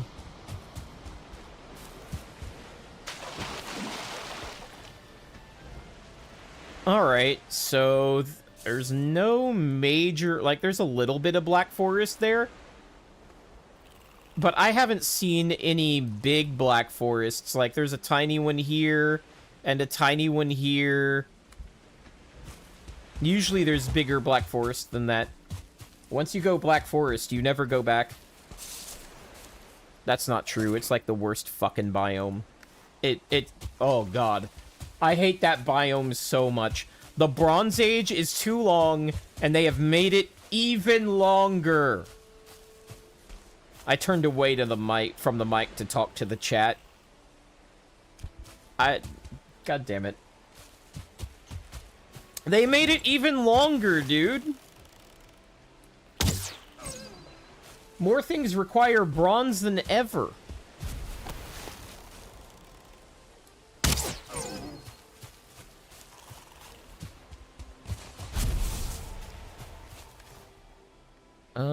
God, I have 50 feathers. What the fuck? I don't need no neck. I don't need that.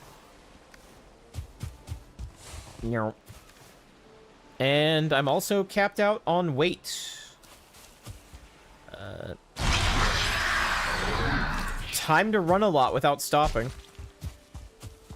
Back to the house to drop off the loot.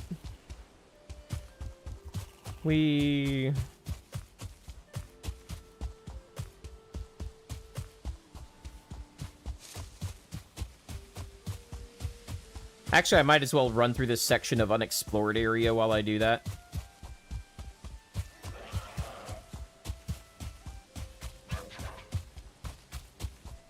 I'm not even rested, that's a problem. But no, there's like... If you really look, there's a lot of good stuff there. And now that I've been a parent for a while, don't underestimate the stationery section. Because gift packaging is actually really nice at the craft stores.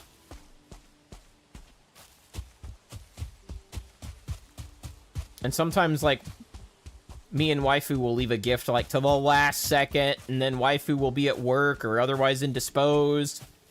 And then I've got to take care of that. So...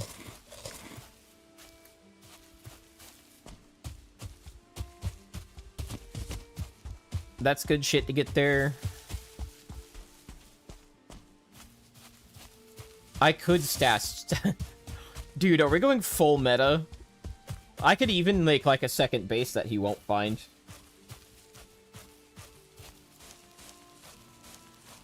Is that another It is.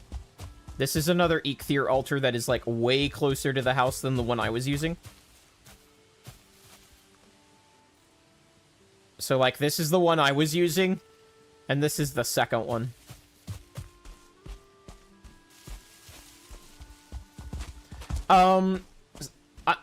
Yeah, Eikthyr. I'm pretty sure that's how that's pronounced. The, I don't know if Stoic was here when I was explaining, like, what this playthrough was. But, like, there's, like, a while ago, my wife convinced Nero to buy this game. It turns out that was 100% peer pressure. Because Nero does not even like survival crafters, like, as a genre. So I don't know why he picked it up in the first place. I think it was like $5 or something when Waifu was, like, pestering him to buy it. And if he didn't, she was totally going to do it, and then tried to do it later.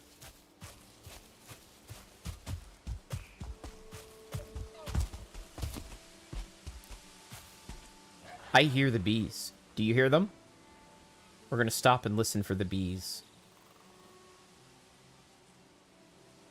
They're dead ahead.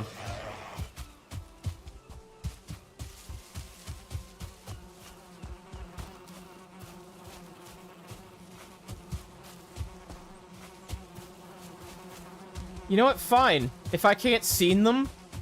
If I can't see them... I'll just fucking burn it. Because I can do that.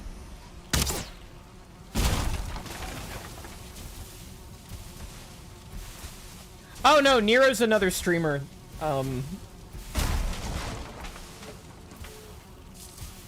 But he's been a bud for a while. On that note.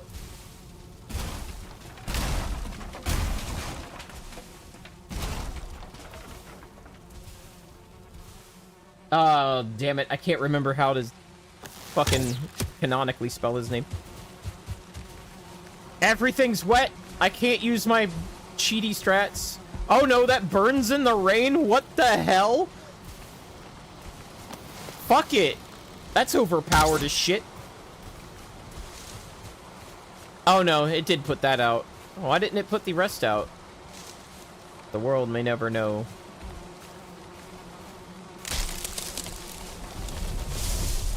Fucking fire chopped down a tree. There you are, you little shit. I'm almost out of arrows. Anyway, we were gonna play this game together on stream. And then he makes a post on Twitter about, like, yeah, I don't even like craft survival. So then I go to his DMs, I, like, blow him up. It's like, motherfucker, why did you buy it? Why'd you agree to collab a game you hate? Anyway, we got him to play it a little bit off stream today. And so this is a fresh playthrough.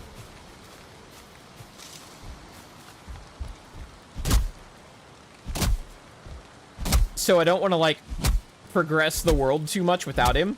So I'm, like, hiding things.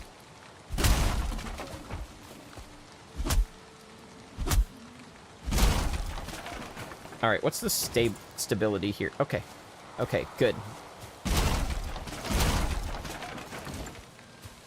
No! Not yet. But, like...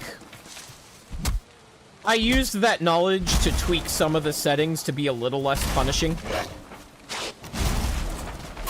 I honestly don't think it's gonna be his game after we cross into the Iron Age. Because it gets a lot more grindy at the Iron Age. I think that's going to be like a hard stop for him. Just as a prediction. Even though it's kind of friend slop. I view it as friend slop in the difficulty curve. Others might disagree, but that's how I view it. Like, I think Peak might be more difficult of a game.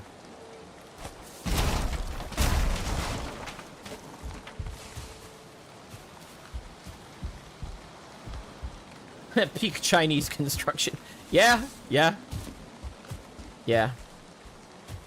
But yeah, Nero's a VTuber. I was thinking about going that route, but my main content just kind of doesn't gel with that whole format. So I flesh post. VTubing is also not really... Like, when you're a white hat... I say white hat, but you know what I mean.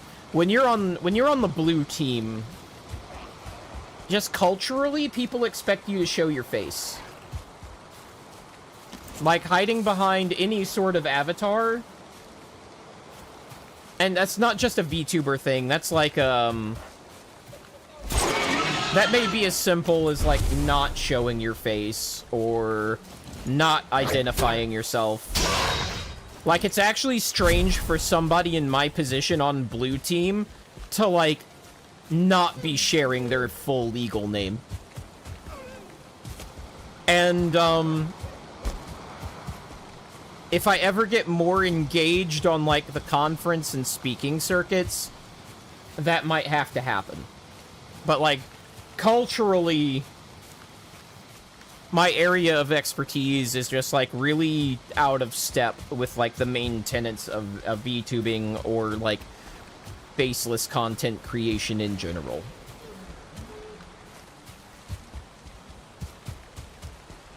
But I do collab with the fuckers every now and then. So, eventually, I will need some...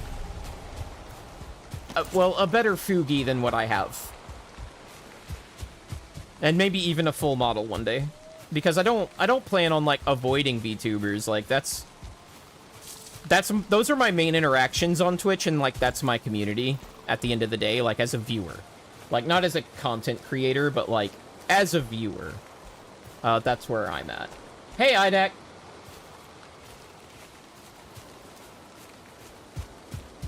Yeah, you're on the fence about it, too? Yeah. It just really depends. Like, I don't know how, like, into the Helldivers community you may not be, or maybe, but there is a VTuber, like, whose entire identity revolved around Helldivers and Helldivers content. And he was snubbed pretty terribly by the company. And it kind of seems like that was a VTuber thing. Why he was snubbed. Like, there's just communities that don't like that shit. I guess, Horde Shooters is one of them. As wild as that is to me. We can just toss that torch. So yeah, there's just like a lot of people are just not a fan of it for whatever reason. I don't get it. I don't get it. Like, I get why I get why, like, the blue team security stuff has a culture of, like, being public with who they are. That does make sense to me. Yeah, man, really. Erevan was treated like shit. Like, I don't even have all the details. I'm not gonna pretend to have all the details. But, like, Erevan was ride or die way before other fleshies were. What was that? Okay. Stuff I wanted to cook. And he centered his entire branding around it. He has some of the best guides for Helldivers that there is, especially when it comes to stealth. Like, he is the stealth person. Yeah, Helldiver OG. He has a whole video on it if you want to watch it. But it sure does seem like they snubbed him because he was a VTuber.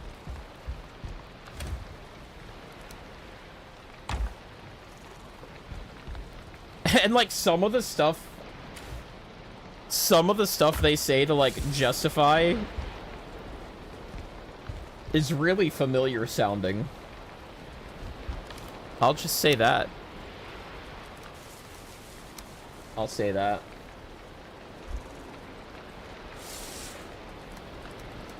Oh, man, I have too much food. That is not a common problem in this game.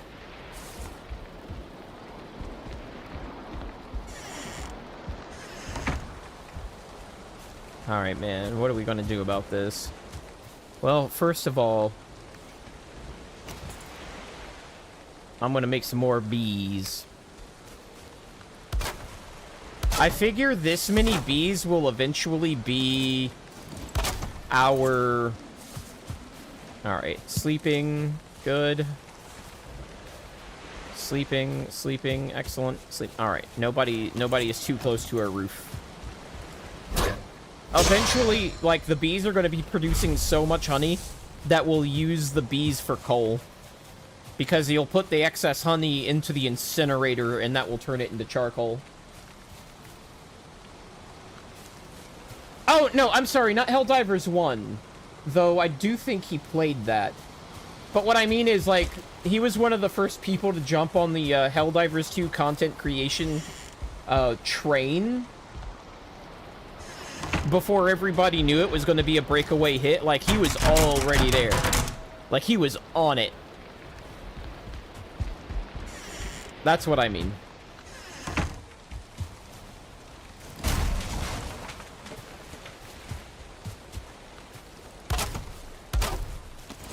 Alright, all the bees are taken care of. That's a lot of fucking bees. I got like a wall of bees. I got vicious attack bees.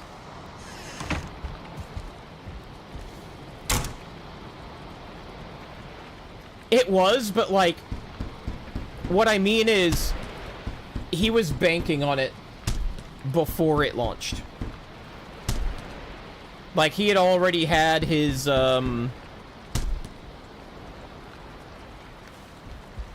branding changing and lined up for that. Like he was on it.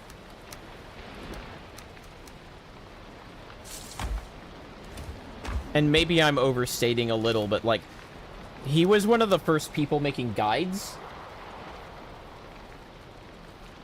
Yeah. He was one of the first people, like, putting guides out. I think before any other plushie was doing it. But, he was definitely putting out stealth guides way before anybody else. Way before anybody else. And they were really good. And, to this day, like, anytime any of the other big content creators want to talk about stealth, they don't talk about it. They'll just say, watch Aravin's video on this topic or that topic if you want to know more. Or sometimes they'll invite him on stream to just talk about it that way. Like,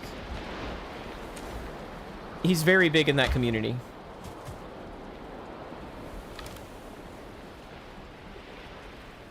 That's a lot of fucking food, man. I don't know what to do with all this. I'm gonna have to make, like, another chest. Just for food. Just for meat, really. Unless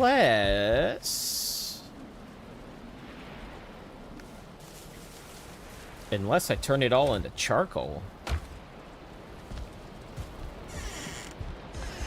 By overcooking it. I could do that. What are the odds I can get a troll to go mine some copper and tin for me? Oh wait, I can do that myself now. I forgot. I forgot. I guess for now, I chop a few trees. And I get to work.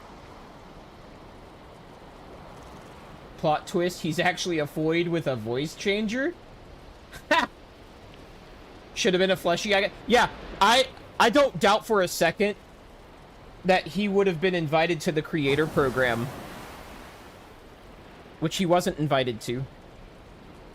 I don't doubt for a second that he would have been invited to that, because what they did was, they shipped all the big creators out to HQ, but didn't invite him. And pretty much everyone who got there was like, hey, where the fuck is Aravin? Why wasn't Aravin invited? What the fuck?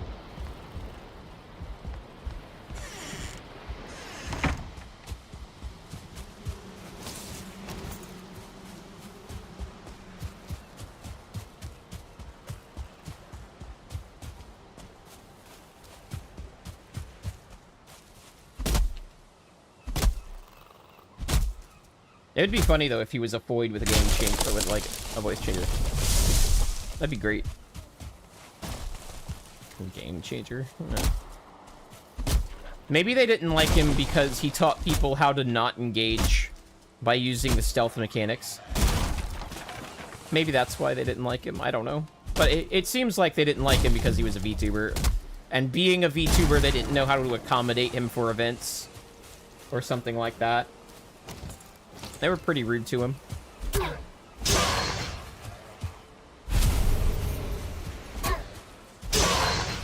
That's his side, though.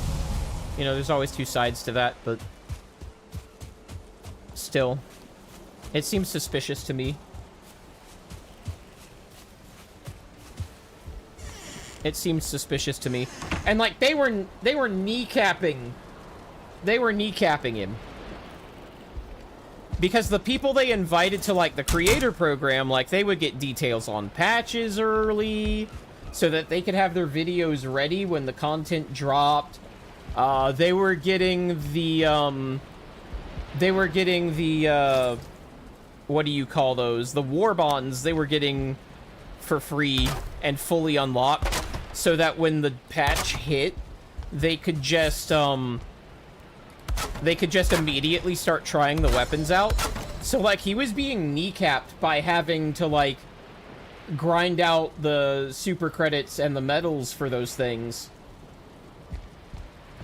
So, like, if you wanted to watch footage of the new stuff, you couldn't watch him because he didn't have it yet. But, like, 6 or 7 other creators had it fully unlocked from the get-go, and were just, like, running sets of that stuff right away. Like, the full set. And just reviewing it right there. So yeah, they did him dirty. Like, they did him dirty.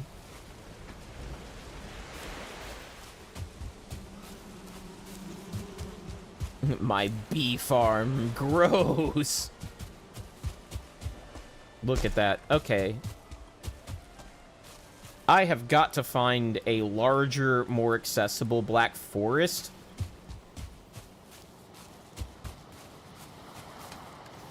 And I've got to get this shit out of my inventory. That's why I got the wood in the first place, was to make another chest. Get it the fuck together, RM. Focus.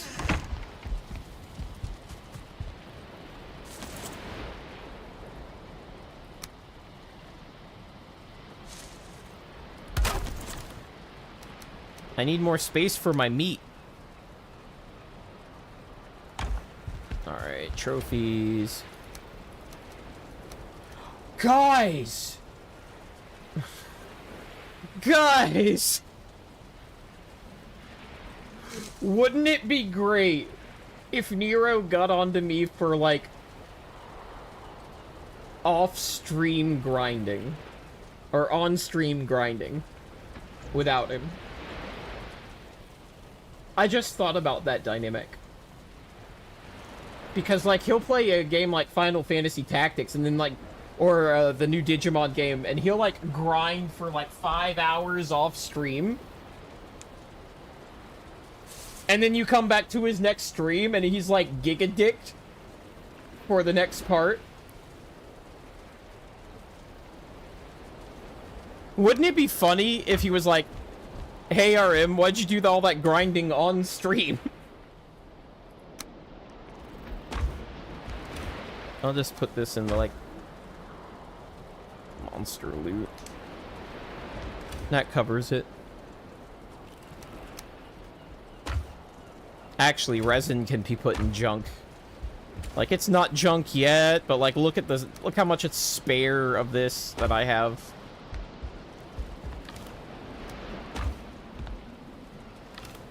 I've got so many feathers. But yeah, that's the bait. What I'm gonna do is I'm gonna throw away my regular arrows. And then I'm gonna make fire arrows and leave them in the house for Nero to find. And then he's going to accidentally burn the whole damn place down. And he's gonna feel so bad.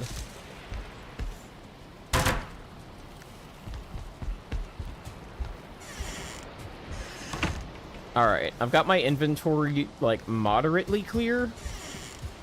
Maybe put some more treasure in my footlocker.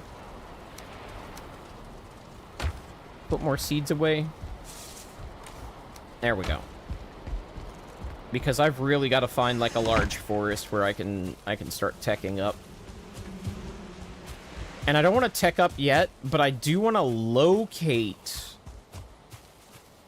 I do want to locate those areas.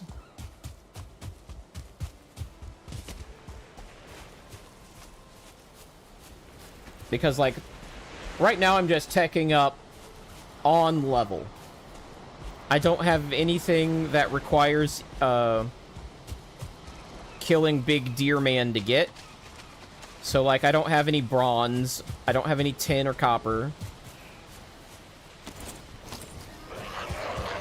I don't have anything that he cannot get yet.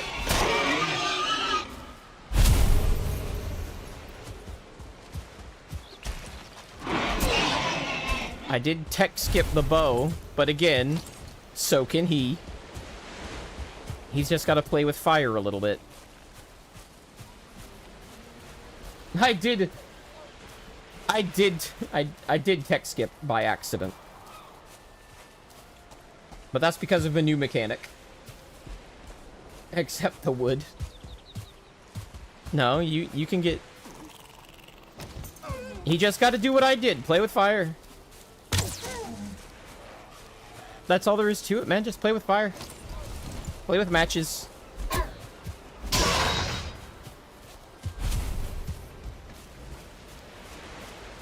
That's what this game is teaching me. Playing with fire is good.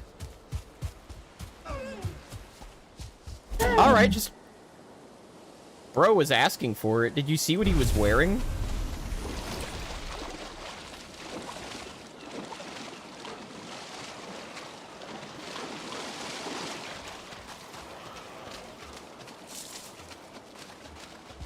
Alright, where is the rest of this godforsaken island?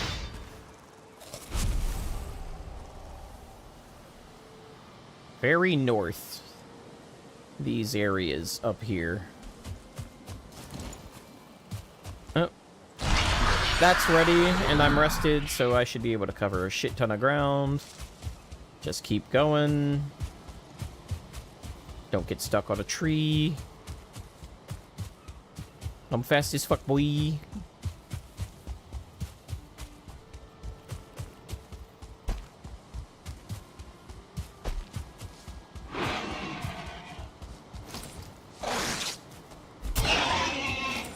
Just kill them and don't loot. That way I'm not over-collecting. Suicide by caveman. Yeah.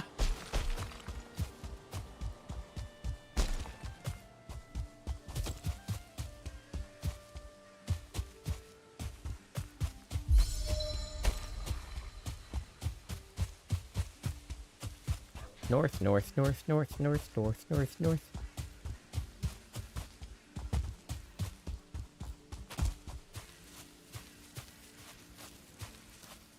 With individual progress, I could also kill trolls. Because killing trolls is what triggers the troll invasion event to be available. But... since I toggled the option that invasion eligibility was determined by the player and not the world, that should be okay. I'm gonna laugh if that's some sort of exception, though. I'm gonna turn auto loot off with the Z key. That's the Z key, isn't it? V, maybe. Okay. Auto pickup is off now. It's V. It's V for Victor. Yeah, I'm not actually interested in you two right now.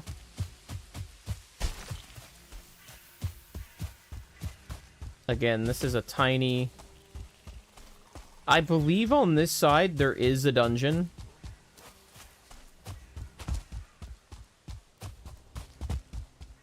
Yeah, it's over here. It's this round thing.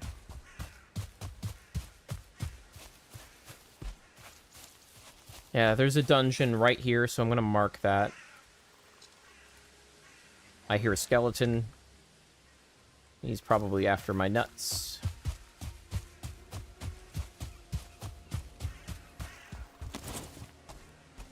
side by a caveman. Oh, there's core wood. Is this the same place I was earlier? I think it is. Is that copper? No. Just looks like copper. Yeah, this is the place I was at. You can tell by all the scorched earth. There's copper. Gonna mark that. None of this is in a convenient place. How far am I from the ocean? That's an important metric. Oh, is this another? Sweet.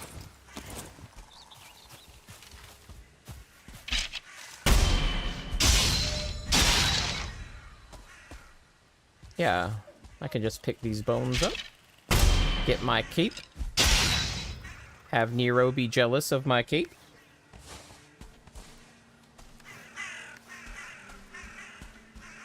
We're good. Yeah, I marked that. I'm going to mark this dungeon as well.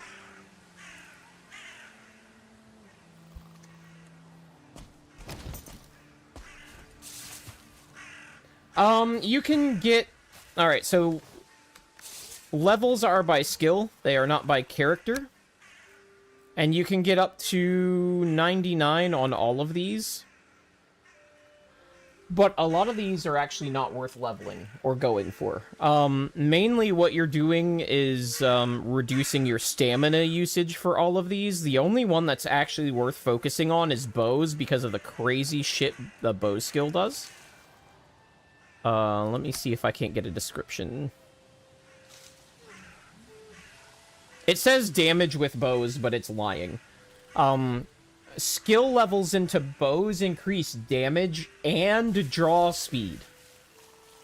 So, and stamina usage. So generally everything else is damage and stamina usage. Or just stamina. Like jump is jump height and stamina. Run is stamina drain and speed while running. But you level all of these by doing them. Blocking is also really good to have because it increases your damage reduction, which is goated.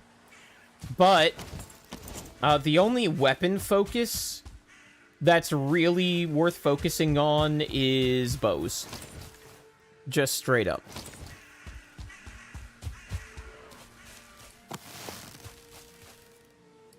Because draw speed is part of your DPS, so you're double dipping the damage bonuses.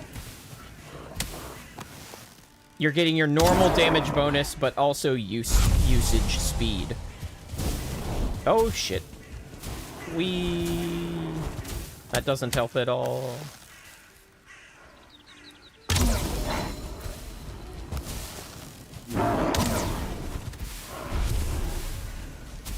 I'm a menace. You'll be able to tell where I've been just through the scorch marks on the ground.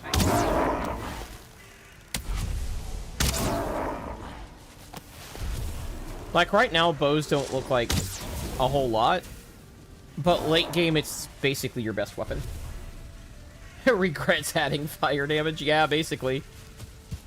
There's a mechanic late into the game where fire can do this, but it was confined to that area. And when I was making this world, I noticed a toggle that said, hey, have fire work like it does in the Ashlands. And I'm like, oh, that'll make things more difficult. It doesn't. It enables some ridiculously easy tech skips. That's not what I want to be damaging. I want to damage the stool. Whatever. I don't want flint head arrows. I do want my treasure.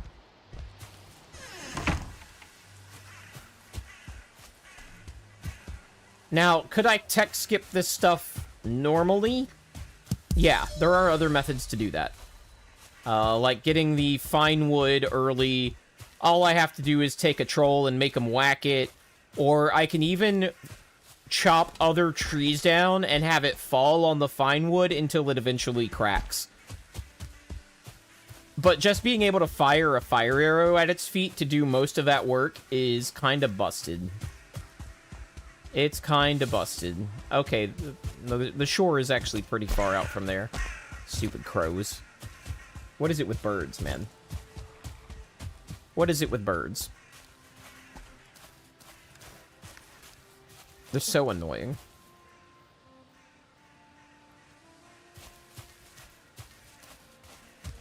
Oh, what you might not know, Stoic, is that, when I am collabing with VTubers, like, my avatar tends to be a seagull. And that's kind of been, like... What would you call it? I've kind of been personified as, like, seagull-coded for a while. And, on my side hobby, photography... Birds are, like, one of my favorite subjects. So insulting birds all the time is funny to me.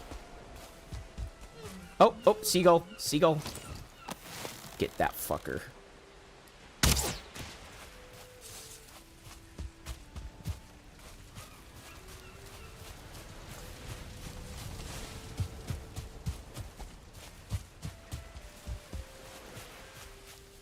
I should show off some of my photographs on stream sometime when I'm, like, really bored. I'm actually going out on the water. Albatross coated. No, that's my other buddy. That's my other buddy. Actually, I'm not sure if he thinks of me as a buddy anymore, but, like... We were childhood friends. Oh, yeah. We're going to be on the lake tomorrow. We're definitely going to be seeing that. But yeah, I'll have my camera on the lake tomorrow. We'll have a canoe. It'll be fine. We're going to go early in the morning and then again at golden hour. Depending on how the morning goes.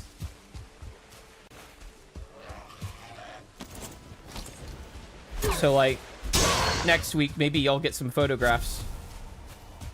Look at this graph. Oh yeah, I should probably rest. I should probably rest. Doot.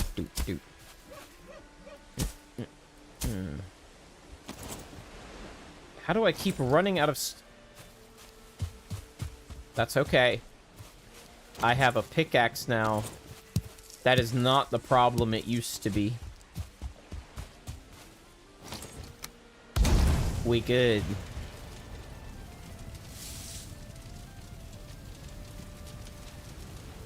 Oh, dude, large format? Holy shit. You skipped the medium format craze. You went straight to large. What do you use? Like daguerreotypes and shit?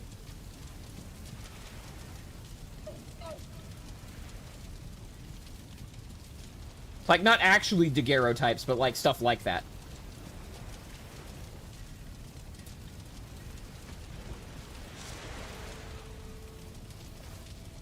If it's not that, then I don't know what a wet plate actually is.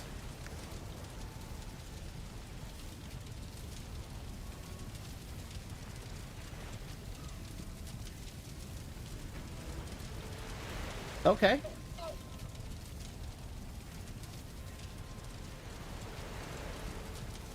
That should be really high fidelity. Holy crap. If you nail the focus, that is. Alright, I'm rested.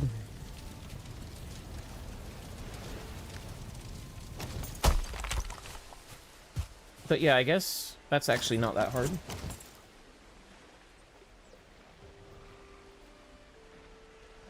Okay, so yeah, daguerreotypes. And yeah, that's... I'm not allowed to get onto anybody's spelling. You can ask my favorite moderator, Plaus. I'm not allowed to go after anyone on the grounds of spelling. That just wouldn't be okay.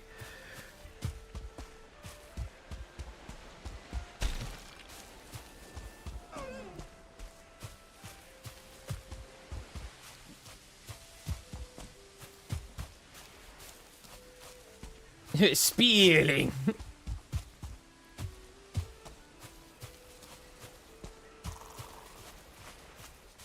Oh, you'll be home in 6 minutes? Alright. See you in 6 minutes. Oh god, what is this shit? I don't like the way this area looks. Like, I'm just in the meadow, but it feels like I could walk into the Black Forest at any moment. Yeah, I better finish Valheim in 6 minutes.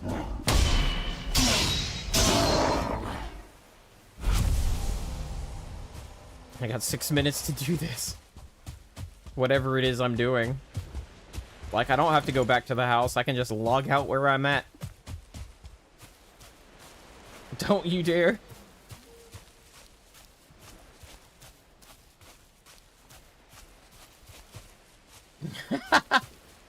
Yeah, don't get off his dick. Oh, oh, oh, this looks like what I want, but also not what I want.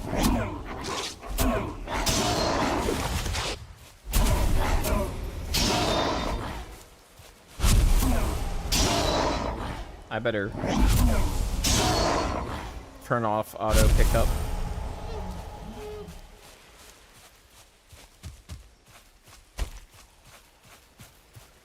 Yeah, this looks much bigger.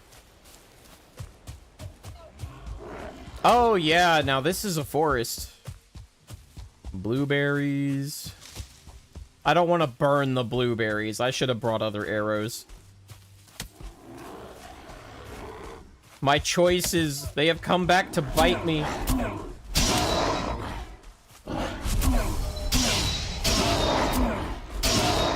I'm gonna get a lot of training on this spear, I guess.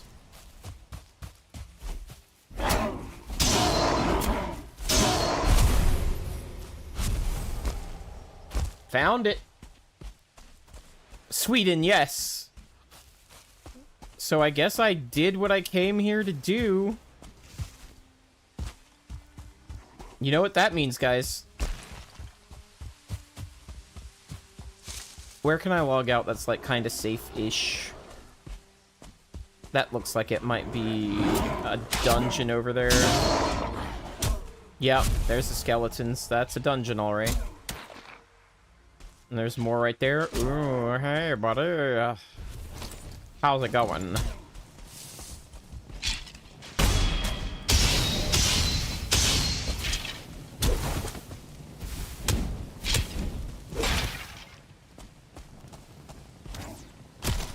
Ow!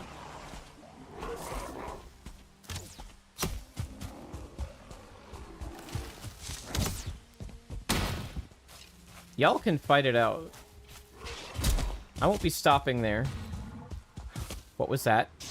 There you are, you motherfucker. There you are. That's what I want. Copper deposit? Cool. I'm gonna log out on this rock next to this troll. Copper. Troll. We're gonna make sure the world saves.